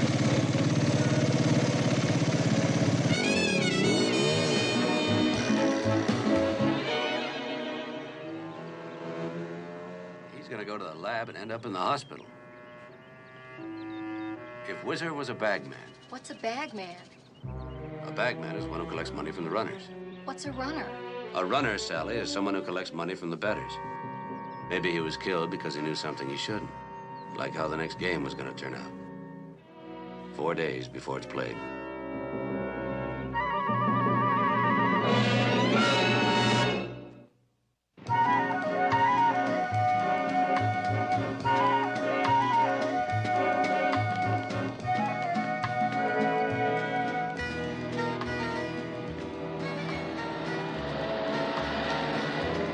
Where'd you park the car? Right up there. I don't think Billy had anything to do with it. I think you don't want to think Billy had anything to do with it. He's a good guy, Mac. I have it on the best of authority. Oh, yeah? Who? Me. And I know a good guy when I see one. That's a compliment. Why a written message and not a phone call? Why would they want to kill a kid? What could he know? I have one more question. What? Are you coming home for dinner tonight? Depends on the answer to the one question. I love you. That's not the question. It certainly is the answer. Okay. Stuffed peppers. What? That's what we're having for dinner tonight. Oh, I love them too. Be careful.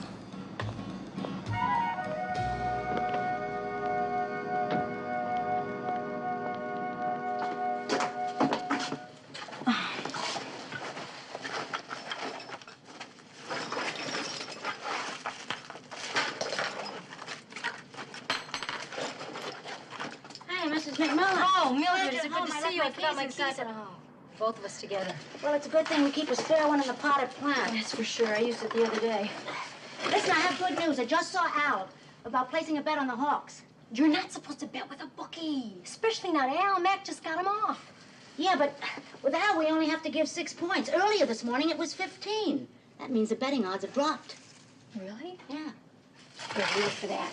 That was supposed to be with Grace. That way it'd be a nice, friendly $2 wager. Yeah, but the odds with Al are better. And $2 is $2. This one needs water. I still think the maid would have been a better better. Listen, Mrs. McMillan. Could you have used the spare key yesterday and left it inside the house after you used it? Yes, I could. Did you? Yes, I did. What are we going to do? I think we're going to go inside. That's a lovely idea. I wonder why the point spread changed. I'll ask Mac. He'll know. You're not going to tell him. Well, I have to tell him.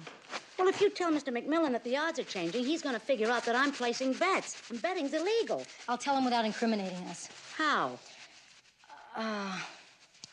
Don't worry. I'll tell him so that he won't know about the bet. Uh-huh. You want to bet?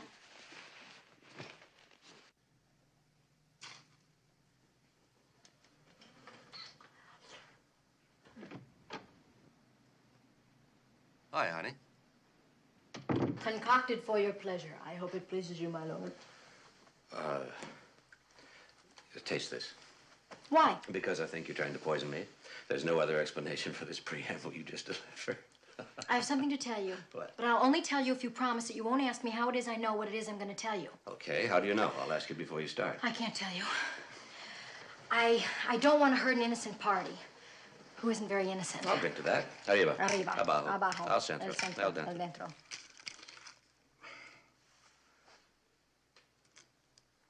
You like it? There's a lot of sugar. Oh. Do we have a deal? Yes, yes. The point spread on the Hawks game has gone down drastically. How do you know? I mean, did it happen in the last couple hours? Yes. What does it mean? Is that included in the deal? What are you doing? Calling Al. He's a bookmaker. Oh, how do you know that Al, still makes book? Well, he doesn't, really. It's every once in a while people force bets on him. Oh. Al, Miss Mac, tell me, what's the scam in the Hawk game Sunday? Well, where's the money coming from? Uh-huh. Uh-huh. Okay, Al, thanks. Where's the money coming from? According to the grapevine, there were two very suspicious bets. Oh? One was for $2, Oh? and the other was for $75,000. Oh. Which one bothers you the most? Both. But the $75,000 bet has some other people nervous. Do you think it could be coming from someone closely associated with the team? I think it has. And I think that's why the bookies dropped the spread. You know, Mac, I don't see what's wrong with a player betting on his own team to win. Because it's illegal. And it's worse if he bets on the other team. The other team? How could you bet on the other team? Who could control the outcome of a football game? Oh, the coach, the owner, among other people, the quarterback. Billy? Billy.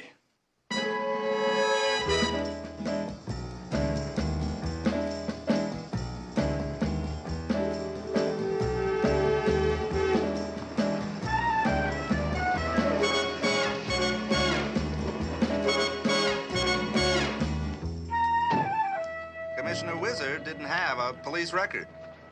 But he's gotten 2 traffic tickets in the last couple of weeks right here. He never caused anybody any trouble. Well, he caused somebody trouble. Traffic division says that he used to park his bike somewhere behind these stores in the alley. So he worked for one of these shop owners, huh? Uh-huh. Question is, which one of the bookies? Yeah, Commissioner, you know, there's a great delicatessen there. It serves terrific pastrami, great pickles, and sensational sauerkraut. Sergeant, I've had breakfast. Oh, yeah, so have I. Commissioner, if there's a fix-on in this game, it's because somebody wants or needs money. And if what Mrs. McMillan heard at the field is true, there's Harlan Royce, Timber, Lowball, Sandy King, Vic Whalen. Why Vic Whalen?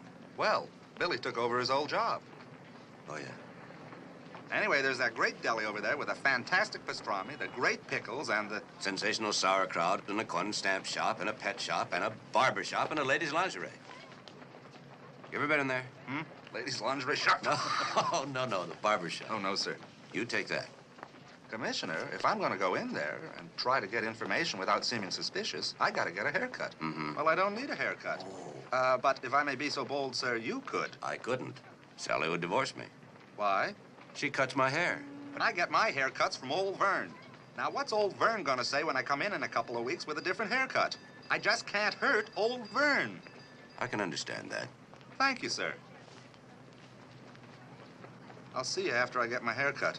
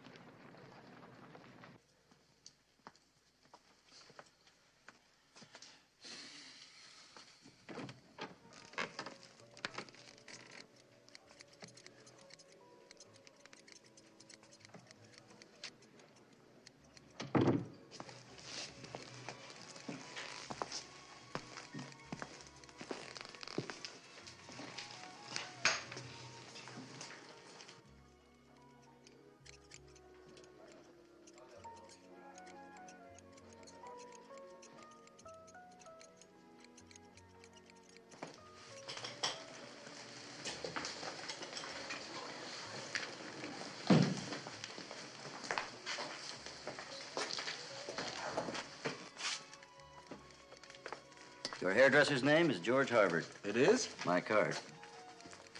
Your name, sir? Sergeant. Bill Sargent. What'll it be, Bill? Trim, wave set, curl emphasis, or a complete redo? Oh, I think just a trim would be fine. Well, you need a redo. Oh, well, how long will that take? It's unimportant. Time will fly. But with your shaped head and that large but strong jaw, just reshaping the hair, freeing it, one might say, to a fundamental look will do wonders for you. Oh, well, how much is something like that? $40 the first visit. Well, maybe next week, huh? Just a trim. Sir? Pardon me, Bill. George Harvard here. Right. Fine. I'll put you down for that. Just once over lightly. I've only taken a small amount, Bill. George Harvard. Right. I'll put you down for it. You know, you're very popular. Some people find me indispensable. I noticed that you do haircuts for lots of the Hawks. Hairdress, not haircuts. Yes, almost to a man. George Harvard. Right. You've got it. Excuse me? Oh. Hey, do you do Billy Benton's hair? No, he's the only one I don't. But maybe someday. You know, with all those football players coming in here, I bet you know a lot about football. Mm-hmm. You know, odds, things like that. I pick up a little chit-chat. Hey, you happen to know a place where I could make a bet on the Hawks? Don't you have any friends? I don't bet with friends. Now, that's very wise. Neither do I. What are you doing? I mean, you're doing more than trimming. Just a little reshaping. I couldn't resist. But you'll love it. Say goodbye to the old Bill Sargent and hello to your real self.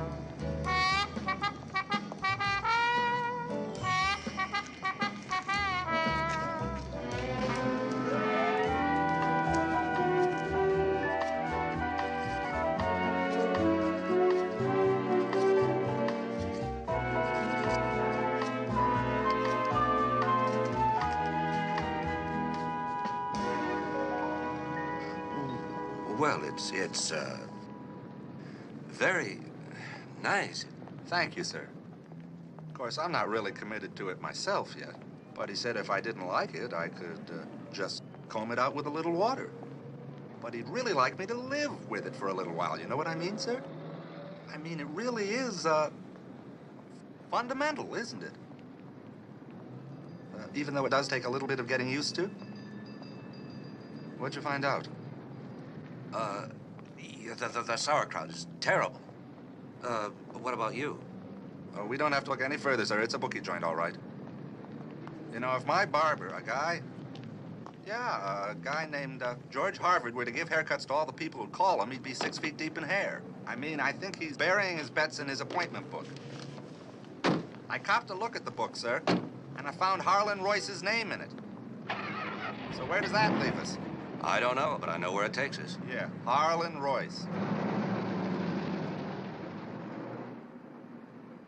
Come in. Well, I'm glad you're here. Sit down. I'm plenty upset about this. Who could have done it? We don't know yet, sir. Why didn't anybody see the message? Oh, I know. They were watching your wife. I was watching your wife. Terrible. It's do you have a cigarette? No. Don't give it to me. I always like to smoke when I'm nervous. I've had the commissioner of football on the phone 4 times today already. Collect. My own announcer is pressuring me, and what I don't understand is who wanted Wizard dead. We think Wizard may have been a bagman. A bagman? No, I can't believe. I need a cigarette. No. No, as far as I've heard, he was a nice kid that used to hang around with Billy and the team and did errands. Excuse me, sir. Do you happen to know George Harvard? Well, of course I know George Harvard. He's my barber. As a matter of fact, I'm due there later on this afternoon. You ought to go to him. He's marvelous. As a matter of fact, you could use a redo. I just had one, sir. Oh?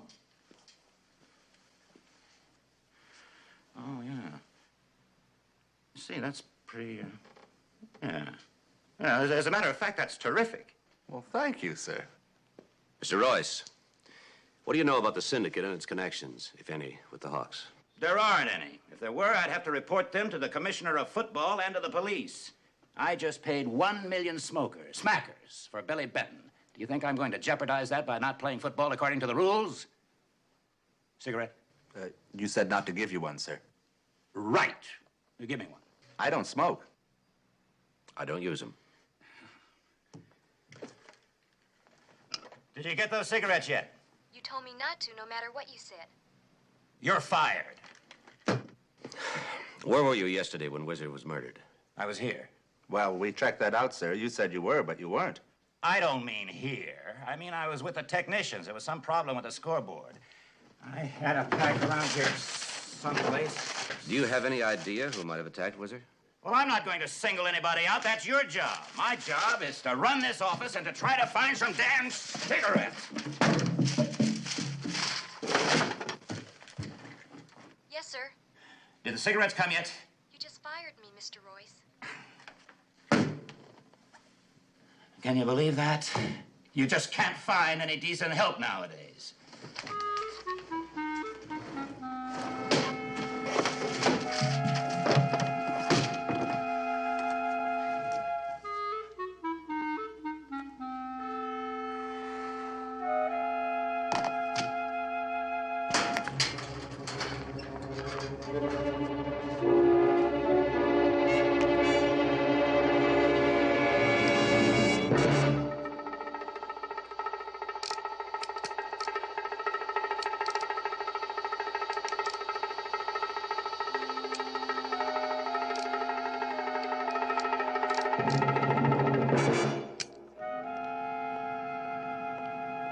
What conclusion have you reached, sir? One thing. He's definitely trying to quit smoking. Commissioner! Commissioner, if I don't come up with something on who killed Wizard first, I could lose a good job. Not on the record. Okay, off the record. Sergeant, tell him our theory. Our theory is that Wizard was assaulted with a deadly weapon by a person or persons unknown to the detriment of his well-being. We believe the assailant to be clever, ruthless, and so far invisible. Stay down. I am down. Sandy, that shot was meant for you. Come on, Enright. Listen, please.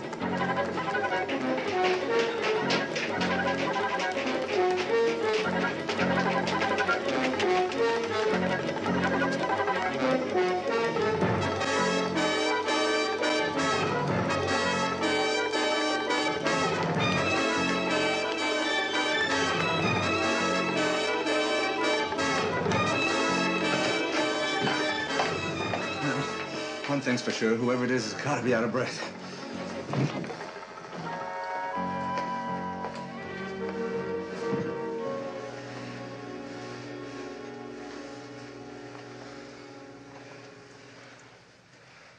Did anyone just run in here? Yeah, we all did. We just finished our wind sprints.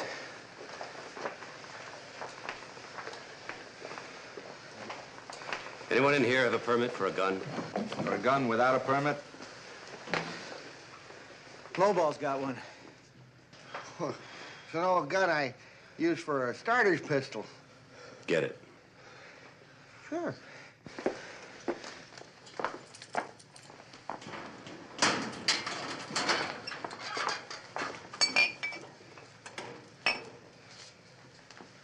It's not there. I guess I got my story. Hawks announcer shot at in parking lot. The assailant is clever, ruthless, and invisible. Hey, wait a minute. I lent it to somebody. Who was it? Billy. I lent it to you, remember? Now, what would I want with the pistol? Good question. Got an answer? Sure, I have an answer. I never borrowed it. Hey, what are you trying to pull, Lowball?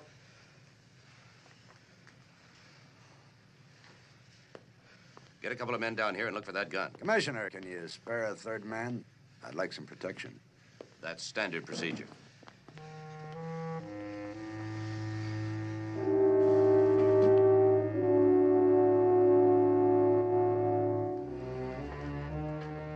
How much do you think Sandy knows? No. You know. I talked to him and I still don't know. You know. You're just saying you don't know because you don't want me to know what it is you know. I don't know. And if I did know, you know that. I'm not going to get caught up in that again. Why would anyone want to kill Sandy? That wouldn't change the odds or the point spread, would it? No, I shouldn't think so. What are the odds now, do you know? 10 to 1. 10 to 1? 10 to 1, I'll be asleep in 1 minute. What's the matter? Are you all right? I cramped my toe. Can I help you? You're turning red. I'm glad we're going to bed early. What time is it? 20 after 9. We haven't done this since when? Since never. Oh. Not long, huh? Mm-hmm. Oh, no. Well, if that's the way you feel, I won't propose what I had in mind. Oh, no, that wasn't an oh, no for you. That was an oh, no, oh, no. I've got to get in touch with Janet. Why? The Stantons are having a party for the team tonight, and I promised him that we'd be there. What am I going to tell Janet? Tell him the truth. The truth. Of course. There's nothing like the truth. I think she can handle it. Hi, Janet. Sally. Yes, that's what I was calling you about. I'm really sorry about tonight. You won't believe what happened. Mac tore a ligament in his leg, and I had to take him down to emergency hospital. We're not going to possibly be able to make it. Well, there's nothing like the truth. Well, that was nothing like it. No, Janet, no. No, it's not that bad, no. No, Janet, really, no, it's not that bad. He's not in bed or anything, no. Janet, listen, Janet, we'll be right over. Boy, did I handle that. How much of a limp do you want? Well, I think it could be a little... Oh, Mac. Hello? Yes, he's right here. Just a moment. And? Right. Hello? Hello, Commissioner. Did I wake you? No, Sergeant. Oh, I'm sorry. I just thought you'd like to know, sir, that we found the gun in Vic Whalen's locker. It had Billy Benton's fingerprints on it. Pick me up. I'll be downstairs. That was about Billy, wasn't it? Yes. Please don't say anything. Let me say it.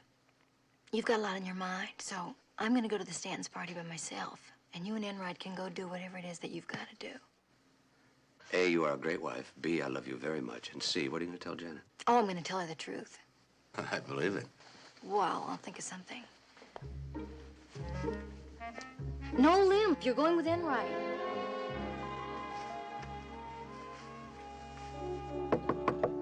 Are you sure this is Billy's apartment? Of course it is, sir. I checked it out. I thought this was Billy Benton's apartment. It is. I'm Vic Whalen. You know, the old quarterback. I didn't know you were roommates. Why not? I had some trouble with my wife. Billy said I could spend the night. I'd like to talk to him. May we come in? He's not in right now. Doesn't that violate curfew? When you think of it, I guess it does. Listen, Vic, where'd he go? Well, I don't know. We made a call and split. Well, I'll check and see if he used the house phone. Vic, we found the gun that was fired at Sandy in your locker. I don't know anything about any gun in my locker. There was no gun there when I left the field. I never shot anybody in my life. Where in my locker? In your shoe. Well, somebody put it there after I left the field. Your signature was right next to the message on the football. I don't know anything about any message. If this is an attempted murder investigation, you haven't told me my rights. Nothing I've said can be used. Nobody asked you anything. Operator, this is Sergeant Enright of San Francisco Police. Could you please tell me where the last outgoing phone call was made from this extension? Thank you. Thank you, Vic. We'll see you later.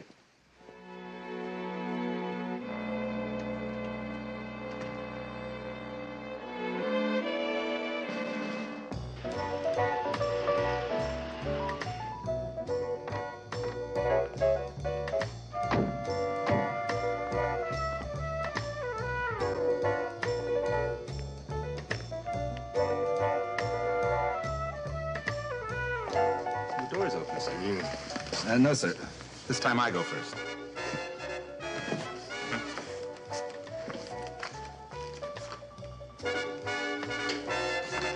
work area's over there.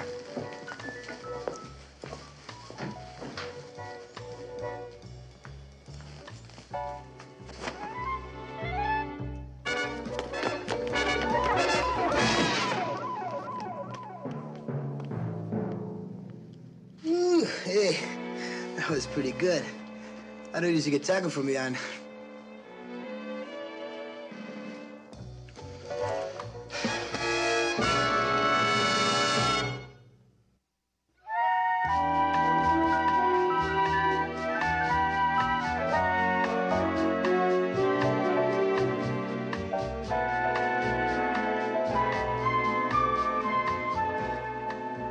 Don't touch me. You're a cop. I like my haircut back. I don't take care of cops. Yeah, I can see why. I shouldn't have wasted my talents All right, all right. Let's begin at the beginning, shall we?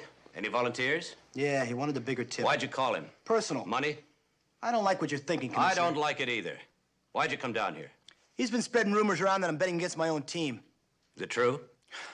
Now, wouldn't it be freaky to admit, even if it were true, that I had financial dealings with a bookie? You're calling me a bookie. I'm gonna get you for this. Now, that's a very stupid thing to say in front of witnesses. Relax. We already know you're a bookie. You think I'm a bookman and charge me? Take me in or let me go. We're aware of the options. Sit down. Shut up. What was the fight about? Billy? It really wasn't a fight. He got in a cheap shot with his hairdryer. Level with me, Billy. Commissioner, I am leveling with you. Why would I possibly want to be involved with a guy that makes a book? Because you're trying to make some tax-free loot. You laid $75,000 against your own team. Hey, I'm clean. Now, if you're so scared, you call off all the bets, man. And you keep your big mouth shut. You understand? That's what his thing is all about. He thinks I'm dumping the game. No way. Did you take a $75,000 bet? I don't take bets. Then what makes you so sure that one of the team placed a bet? Where do you get your information? Book him. You're coming with me, Billy. Come on. I wouldn't touch your head again if... Come on. I don't know where she keeps those Band-Aids. I looked in the medicine chest, in the bathroom drawer, the kitchen sink. Hi, Mac. Oh, the party was awful. After I got there, everybody was gone. Billy, what happened to your forehead? It's bleeding. Where do you keep the Band-Aids? Oh, here, I'll get them for you.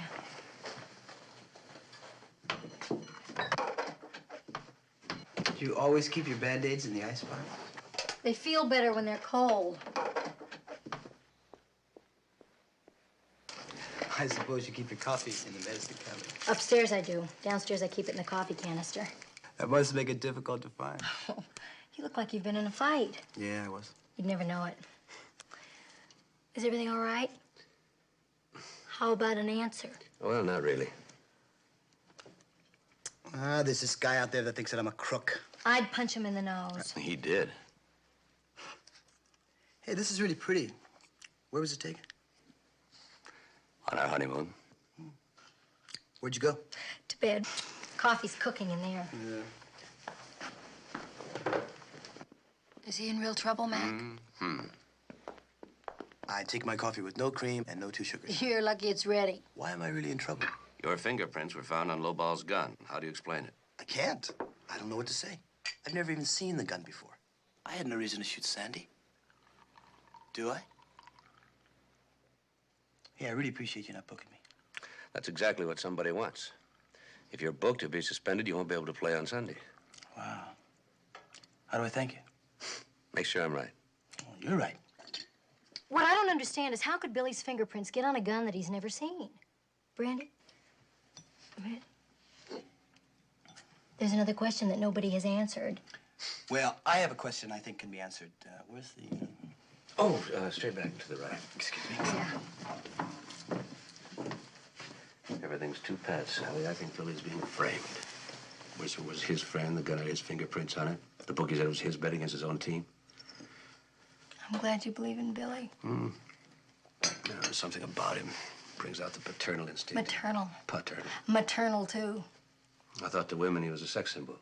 Well, maybe to other women he's a sex symbol, but to me, Billy is, well, he's simply, Sex symbol. well, he is rugged and handsome and good-looking, but you know that's not my type. Wow, I have to go. Could you call me a cab? Sure, you're a cab. Oh. Want to take a drive? I do nothing better. Listen, I don't want to put you out. No trouble. Save us tailing you home.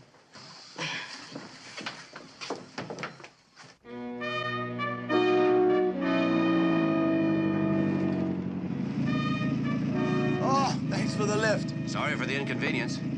Battery in my car was dead. I didn't know it.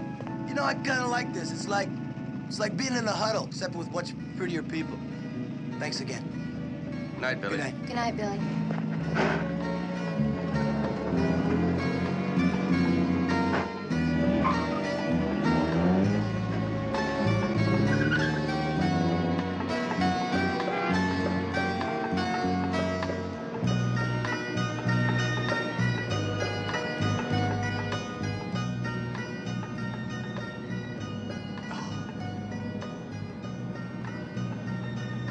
You want to talk? Mm-hmm. I talk. How was the party? Not very good. By the time I got there, everybody who counts had gone home. Who counts? The bachelors. I thought most of the team was married. Most of the team is married, but there's a couple of groovy bachelors. Larry Sloan's a bachelor, Vic Whalen's a bachelor, Billy Benton's a bachelor. No, Vic Whalen's married. No, he's a bachelor. No, he's married. No, he's not. Yes, he is. Yeah, he must be. I read the programs. I ought to know who's bachelor. Well, he just told me that...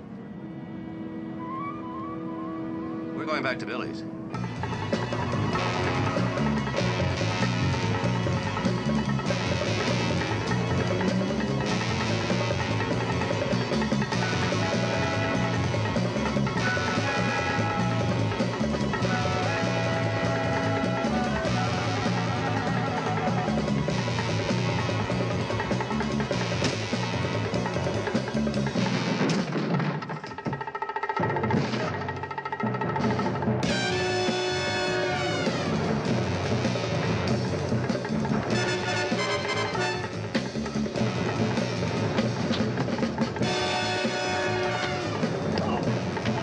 Matt, one of those guys is Billy.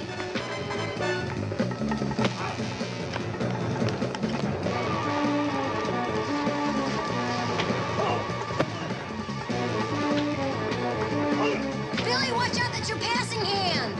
Billy, that's your good hand. And I'm your good husband. You don't help, you don't get any help.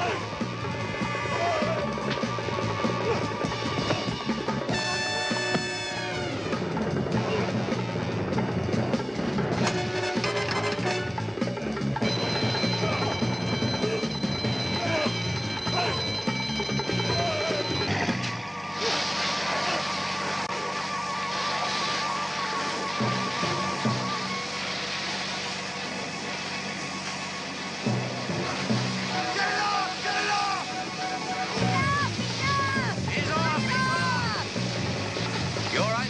He's off! Thank you. Thank you. Anytime, ma'am. Nice to be of service. It was our pleasure. Are you all right? Yeah, I'm all right. I'm all You right. all right? Yeah. They beat up Vic pretty bad. I better go help him. You all right? I'm all right.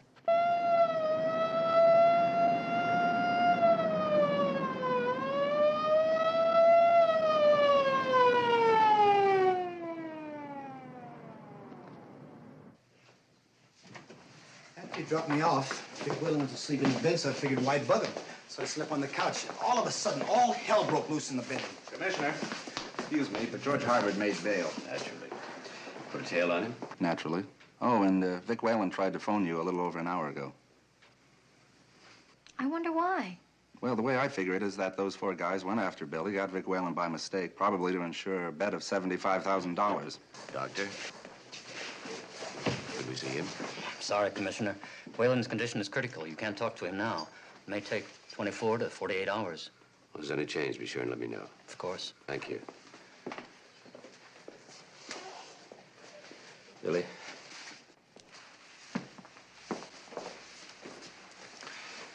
Looks like you're the Hawks' only quarterback now. Without you, they haven't got a game. Now I guess you'll find out if I'm on the level or not. Yeah, guess we will. Here's another thing to think about. Whoever placed that bet intends to win. So if you are on the level, you're in the way.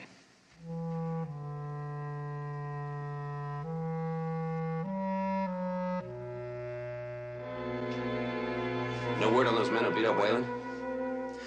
Well, keep trying. How many men can we spare this afternoon? All right, I want double that number. And walkie-talkies. I want 2 men on each bench, 1 man acting as linemen, 1 man in the locker room, and at least 50 men in the stands. Right. Enright's meeting us at the field. I hate to see you so worried. Oh, Do you think it's going to be cold today? kind of. That cold? This cold. Gotcha.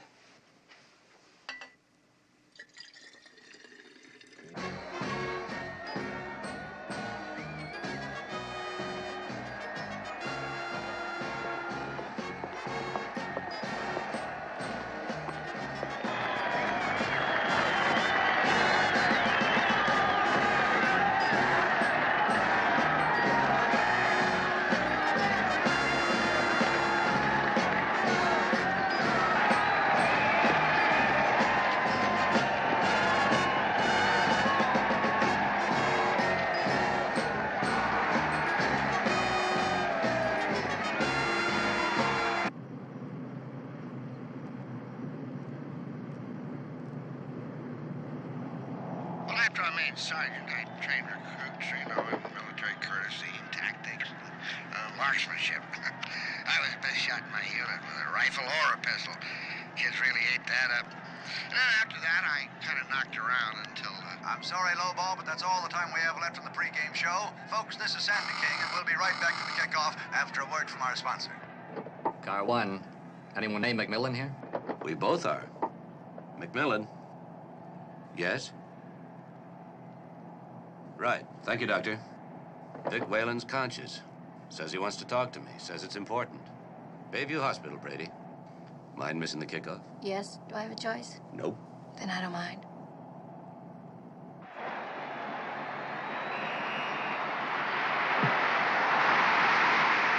It's a long end over end, and the ball is taken by Rich on the 15. He runs it back and is downed on the 29-yard line.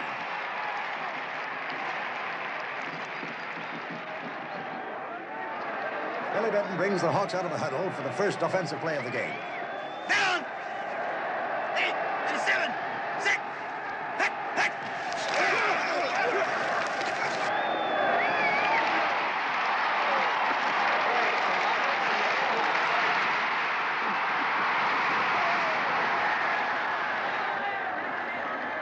Ladies and gentlemen, it's unbelievable. On the very first offensive play of the game, Billy Benson faded back for a pass, unexplainably stumbled, and threw a soft blooper about 10 feet into the air. It was intercepted by Bob Ridgely, who ran it all the way for a touchdown after only 54 seconds of play. It's 6-0 Drillers. Come on, Billy.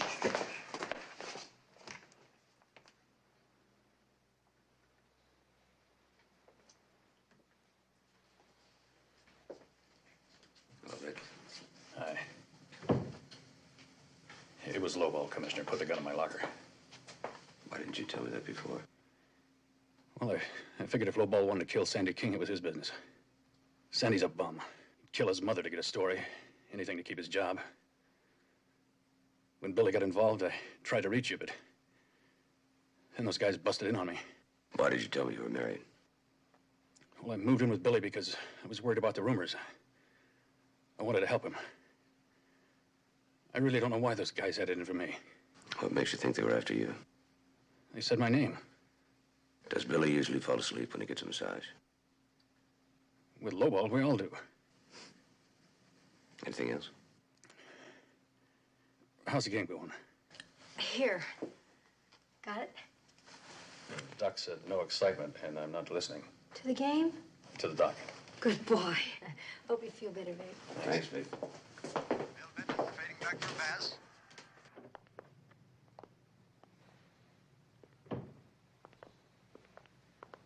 We've been operating on the wrong premise. They wanted to get rid of the backup quarterback before the game and get rid of Billy during the game.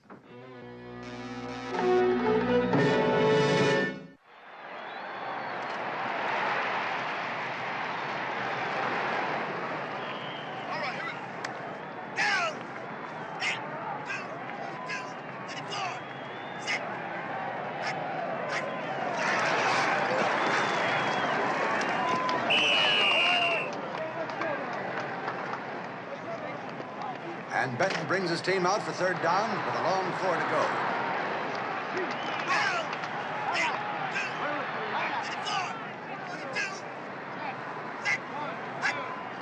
He's fading back to pass, cocks his arm, fires way over the head of Davis.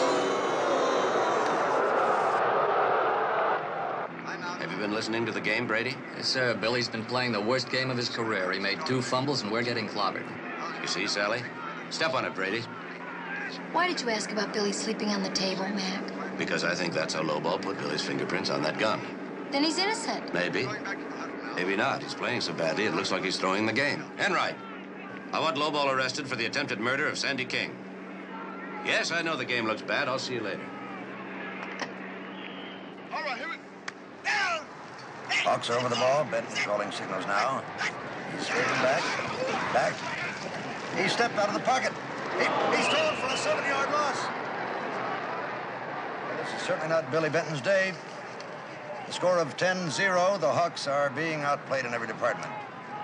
Statistically, in yardage, in passes, recovered fumbles, it's the Drillers' game all the way. Well, Billy's 2 for 17. 1 for no gain. Halftime's coming up. He can't be throwing the game, Mac. He just can't be. Come on, Commissioner. You know what it is, nerves. I'm tight, I'm tense. We're down by 10. That's nothing.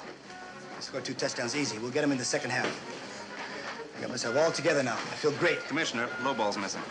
Anybody here seen Lowball Lewis? Came in at the start of the half, right? Yeah, but I haven't seen him since. Hey, Commissioner, I've got to talk to the team. The halftime show is almost finished, and I'm running out of time now. How about it? Go ahead. Alert all the men in the stadium. Stick.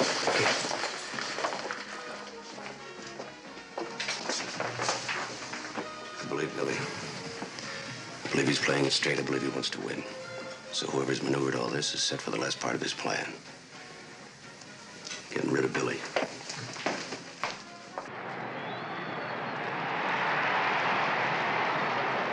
It's 1 minute and 20 seconds into the second half. Drillers have the ball on 3rd down and 10. Now the ball goes to Mason, sweeping the weak side. It's very close to a first down. Personally, I don't think he made it. Enright, can you hear me? Sticks out. I hear you, sir. Everyone in position. Roger. Score is still 10-0. Drillers. And they're about 2 inches short of a first down.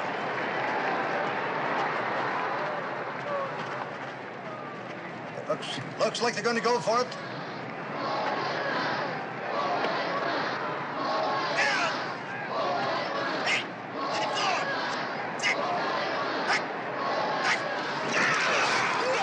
The ball goes to Mason again. 22. Get over, right in the middle of the line, and I don't think he made it.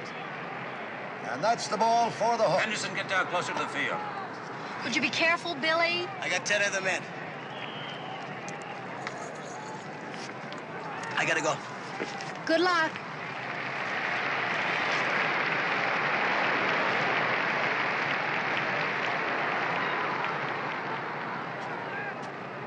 Hi, you guys.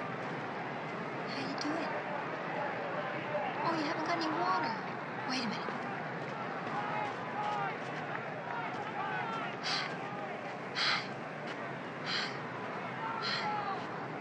Here you go. How's that?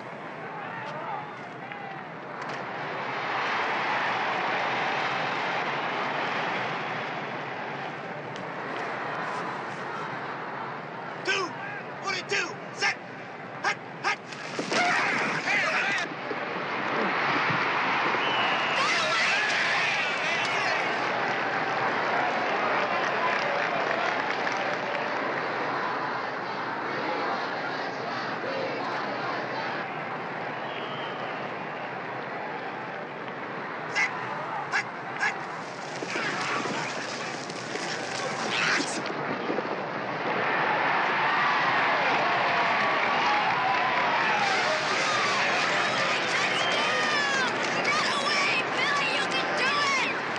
Contest is raging down there, as we like to say, with a new Billy Benton fighting hard.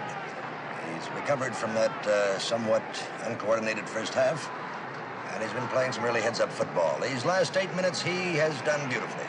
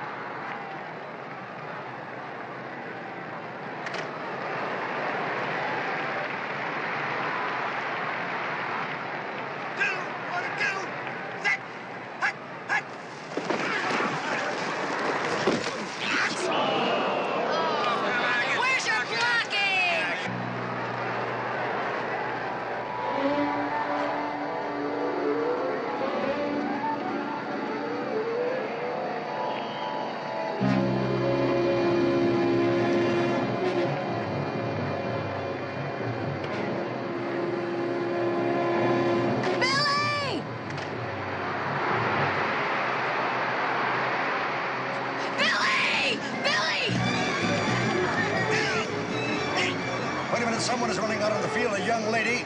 I can't make out who it is. Ladies and gentlemen, it's crazy, but a young lady has walked out no lady, on the that's field. my wife. She is down there now.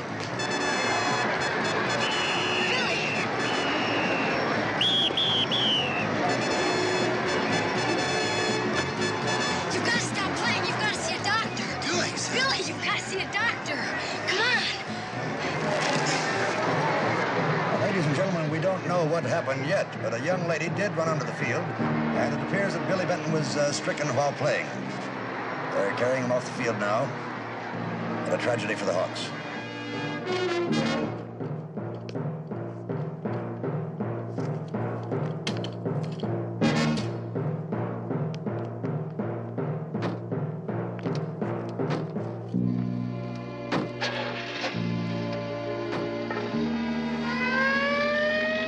I saw Billy drinking out of the team water bottle, and so a little later I was looking at the Hawks, and they looked a little thirsty, so I gave them some water from the same bottle. Mac, when I went back to my seat and I looked at the Hawks, they were dead.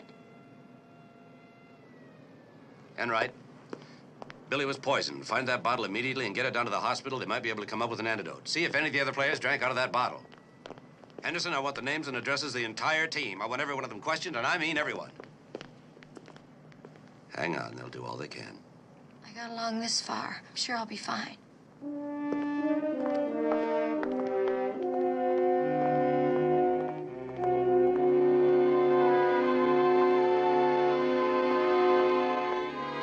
And that's the way it ended, ladies and gentlemen, with the Hawks losing 24-17. I've just had word that Billy Benton is in the hospital. This reporter will bring you bulletins on his condition as they come in. This is Sandy King, closing his post-game show on a blue day. Signing off now from Redwood Field.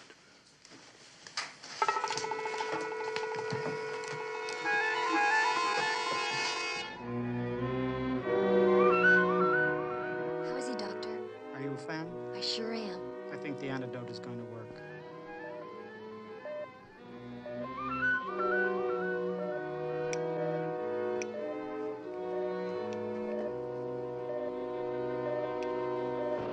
An hour ago, there were 65,000 people there cheering and roaring and having a good time.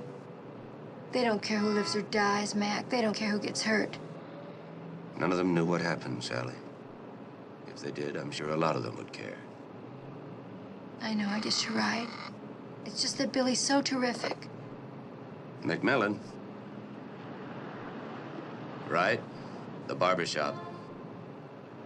George Harvard's been found dead.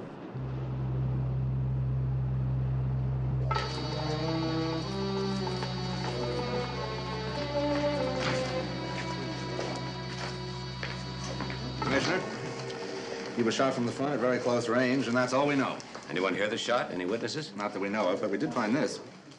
Why are you handling it? No, we've examined it, sir. No fingerprints. Oh. It's a marker. Yes, sir. $75,000. Whoever it was collected his bet and killed Harvard so he couldn't be identified. All right, check the whereabouts of every known suspect at the time of death. Right, sir. I'm gonna make you something to eat. That'll make you feel better. I'm not hungry. You haven't even heard what I have to offer. A melted cheese sandwich with bacon and a hot vodka bouillon. Egg sandwich. Egg sandwich. Brown bread? Kaiser. You've got it. Can't put it together. You don't have to, darling. I'm doing it. Well, it's not that. Oh, well, we don't know who placed the bet, so we can't start there. We don't know who killed Whizzer or George Harvard yet, so we can't start there. Well, let's start here. No Kaiser. Oh, wait. No, wait. Brown bread. Brown bread. You've got it. Well, we don't know why Lobo wanted to kill Sandy unless he's just some kind of a nut and he wanted to kill anybody. I don't think that. I don't either. Harlan Royce, maybe. Sandy, maybe. Timber, maybe. Rye? Maybe. Vic Whalen, maybe? No, that's impossible. He was in the hospital. Doesn't make sense. Let's start at the beginning. Good idea. Lowball found Whizzer's body. If he were in on it, he'd try to conceal the body, wouldn't he? Well, Mac, maybe things just don't look or sound like what it is they look or sound like. Billy! Good eye. I am relaxed. You always put the eggs in the sink and the cells in the bowl? Doesn't everyone? Well, I don't. Your mother does. Hello? Yes, this is he. I see. Okay, thank you very much. Billy, he's going to be all right. And you saved him. Wait a minute. Look like, sound like? Sally, I think you're onto something. Lowball. That tape interview, come on. What tape interview? And then after that, I kind of knocked around until, This is the one we wanted. Thanks, Jimmy. Good, Commissioner. I've got to go watch the gate. When you're ready to leave, just let me know, and I'll be right there. Fine, see you later. I want to hear this one again. well, after I made sergeant, I trained recruits, you know, in military courtesy and tactics and marksmanship. I was the best shot in my unit with a rifle or a pistol. That's Just it. really What's it? The guy's a crack shot. When he shot at Sandy, he missed. Right. The crack shot only misses when he's supposed to miss. Well, why bother shooting if you're gonna miss? Frame somebody else? Like Billy? To have him arrested. Taken out of the game. Who hired the guys to beat up on Vic? The same guy who arranged the frame. And who killed Whizzer because Whizzer must have found out who he was after he placed the bet. Police emergency. This is Commissioner McMillan. Sergeant Enright, please. Try the lab. Enright. Yeah, I'm glad I found you. No, I'm at the stadium. Look, pick up Sandy King. Suspicion of murder.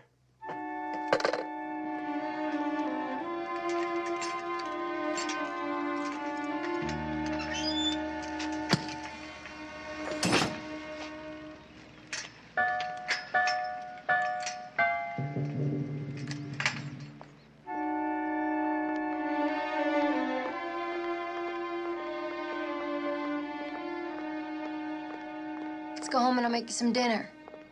What do you got? Well, anything but eggs.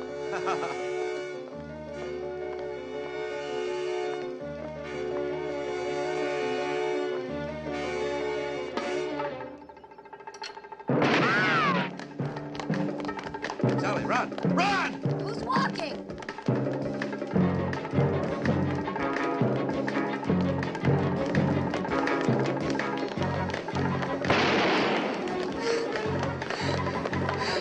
Take cover in that tunnel. I'll try and draw his fire.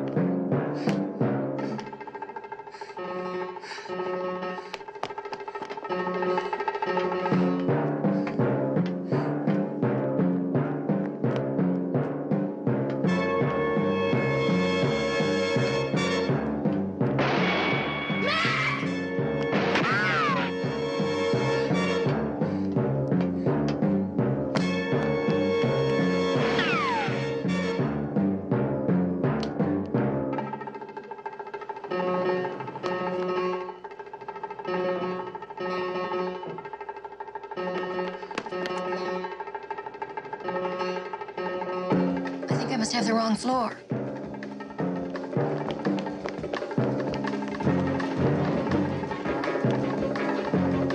Going up.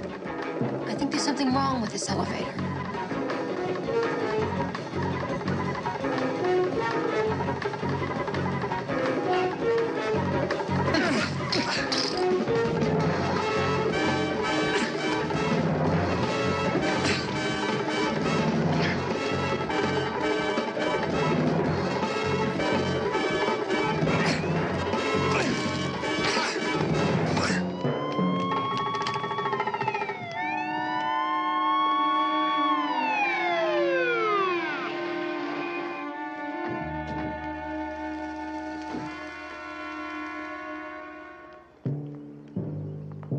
You all right?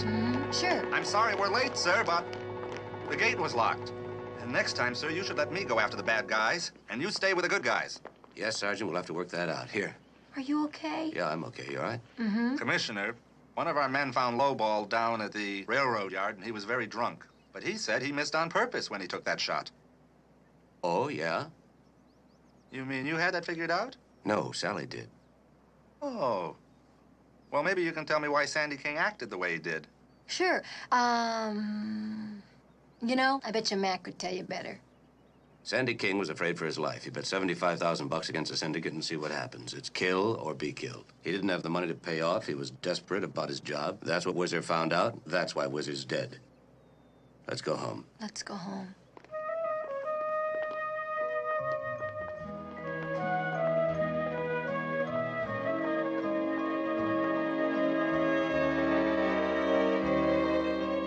Looks like it's out of order. How do you like that? I feel terrific. I feel terrific, too. I don't feel too bad myself. And I know I'll be ready for next week's game. As we wrap this up, Billy, what about the Hawks' chances for the rest of the season? Oh, win or lose, I think the Hawks are a dynamite team. What I've been through, I'll be on top of it from now on. I owe my life to two very beautiful people. You mean Commissioner and Mrs. McMillan? Right on. They know how I feel about them. Good night, Sally. Good night, Meg. Good night, Billy. Good night, Billy.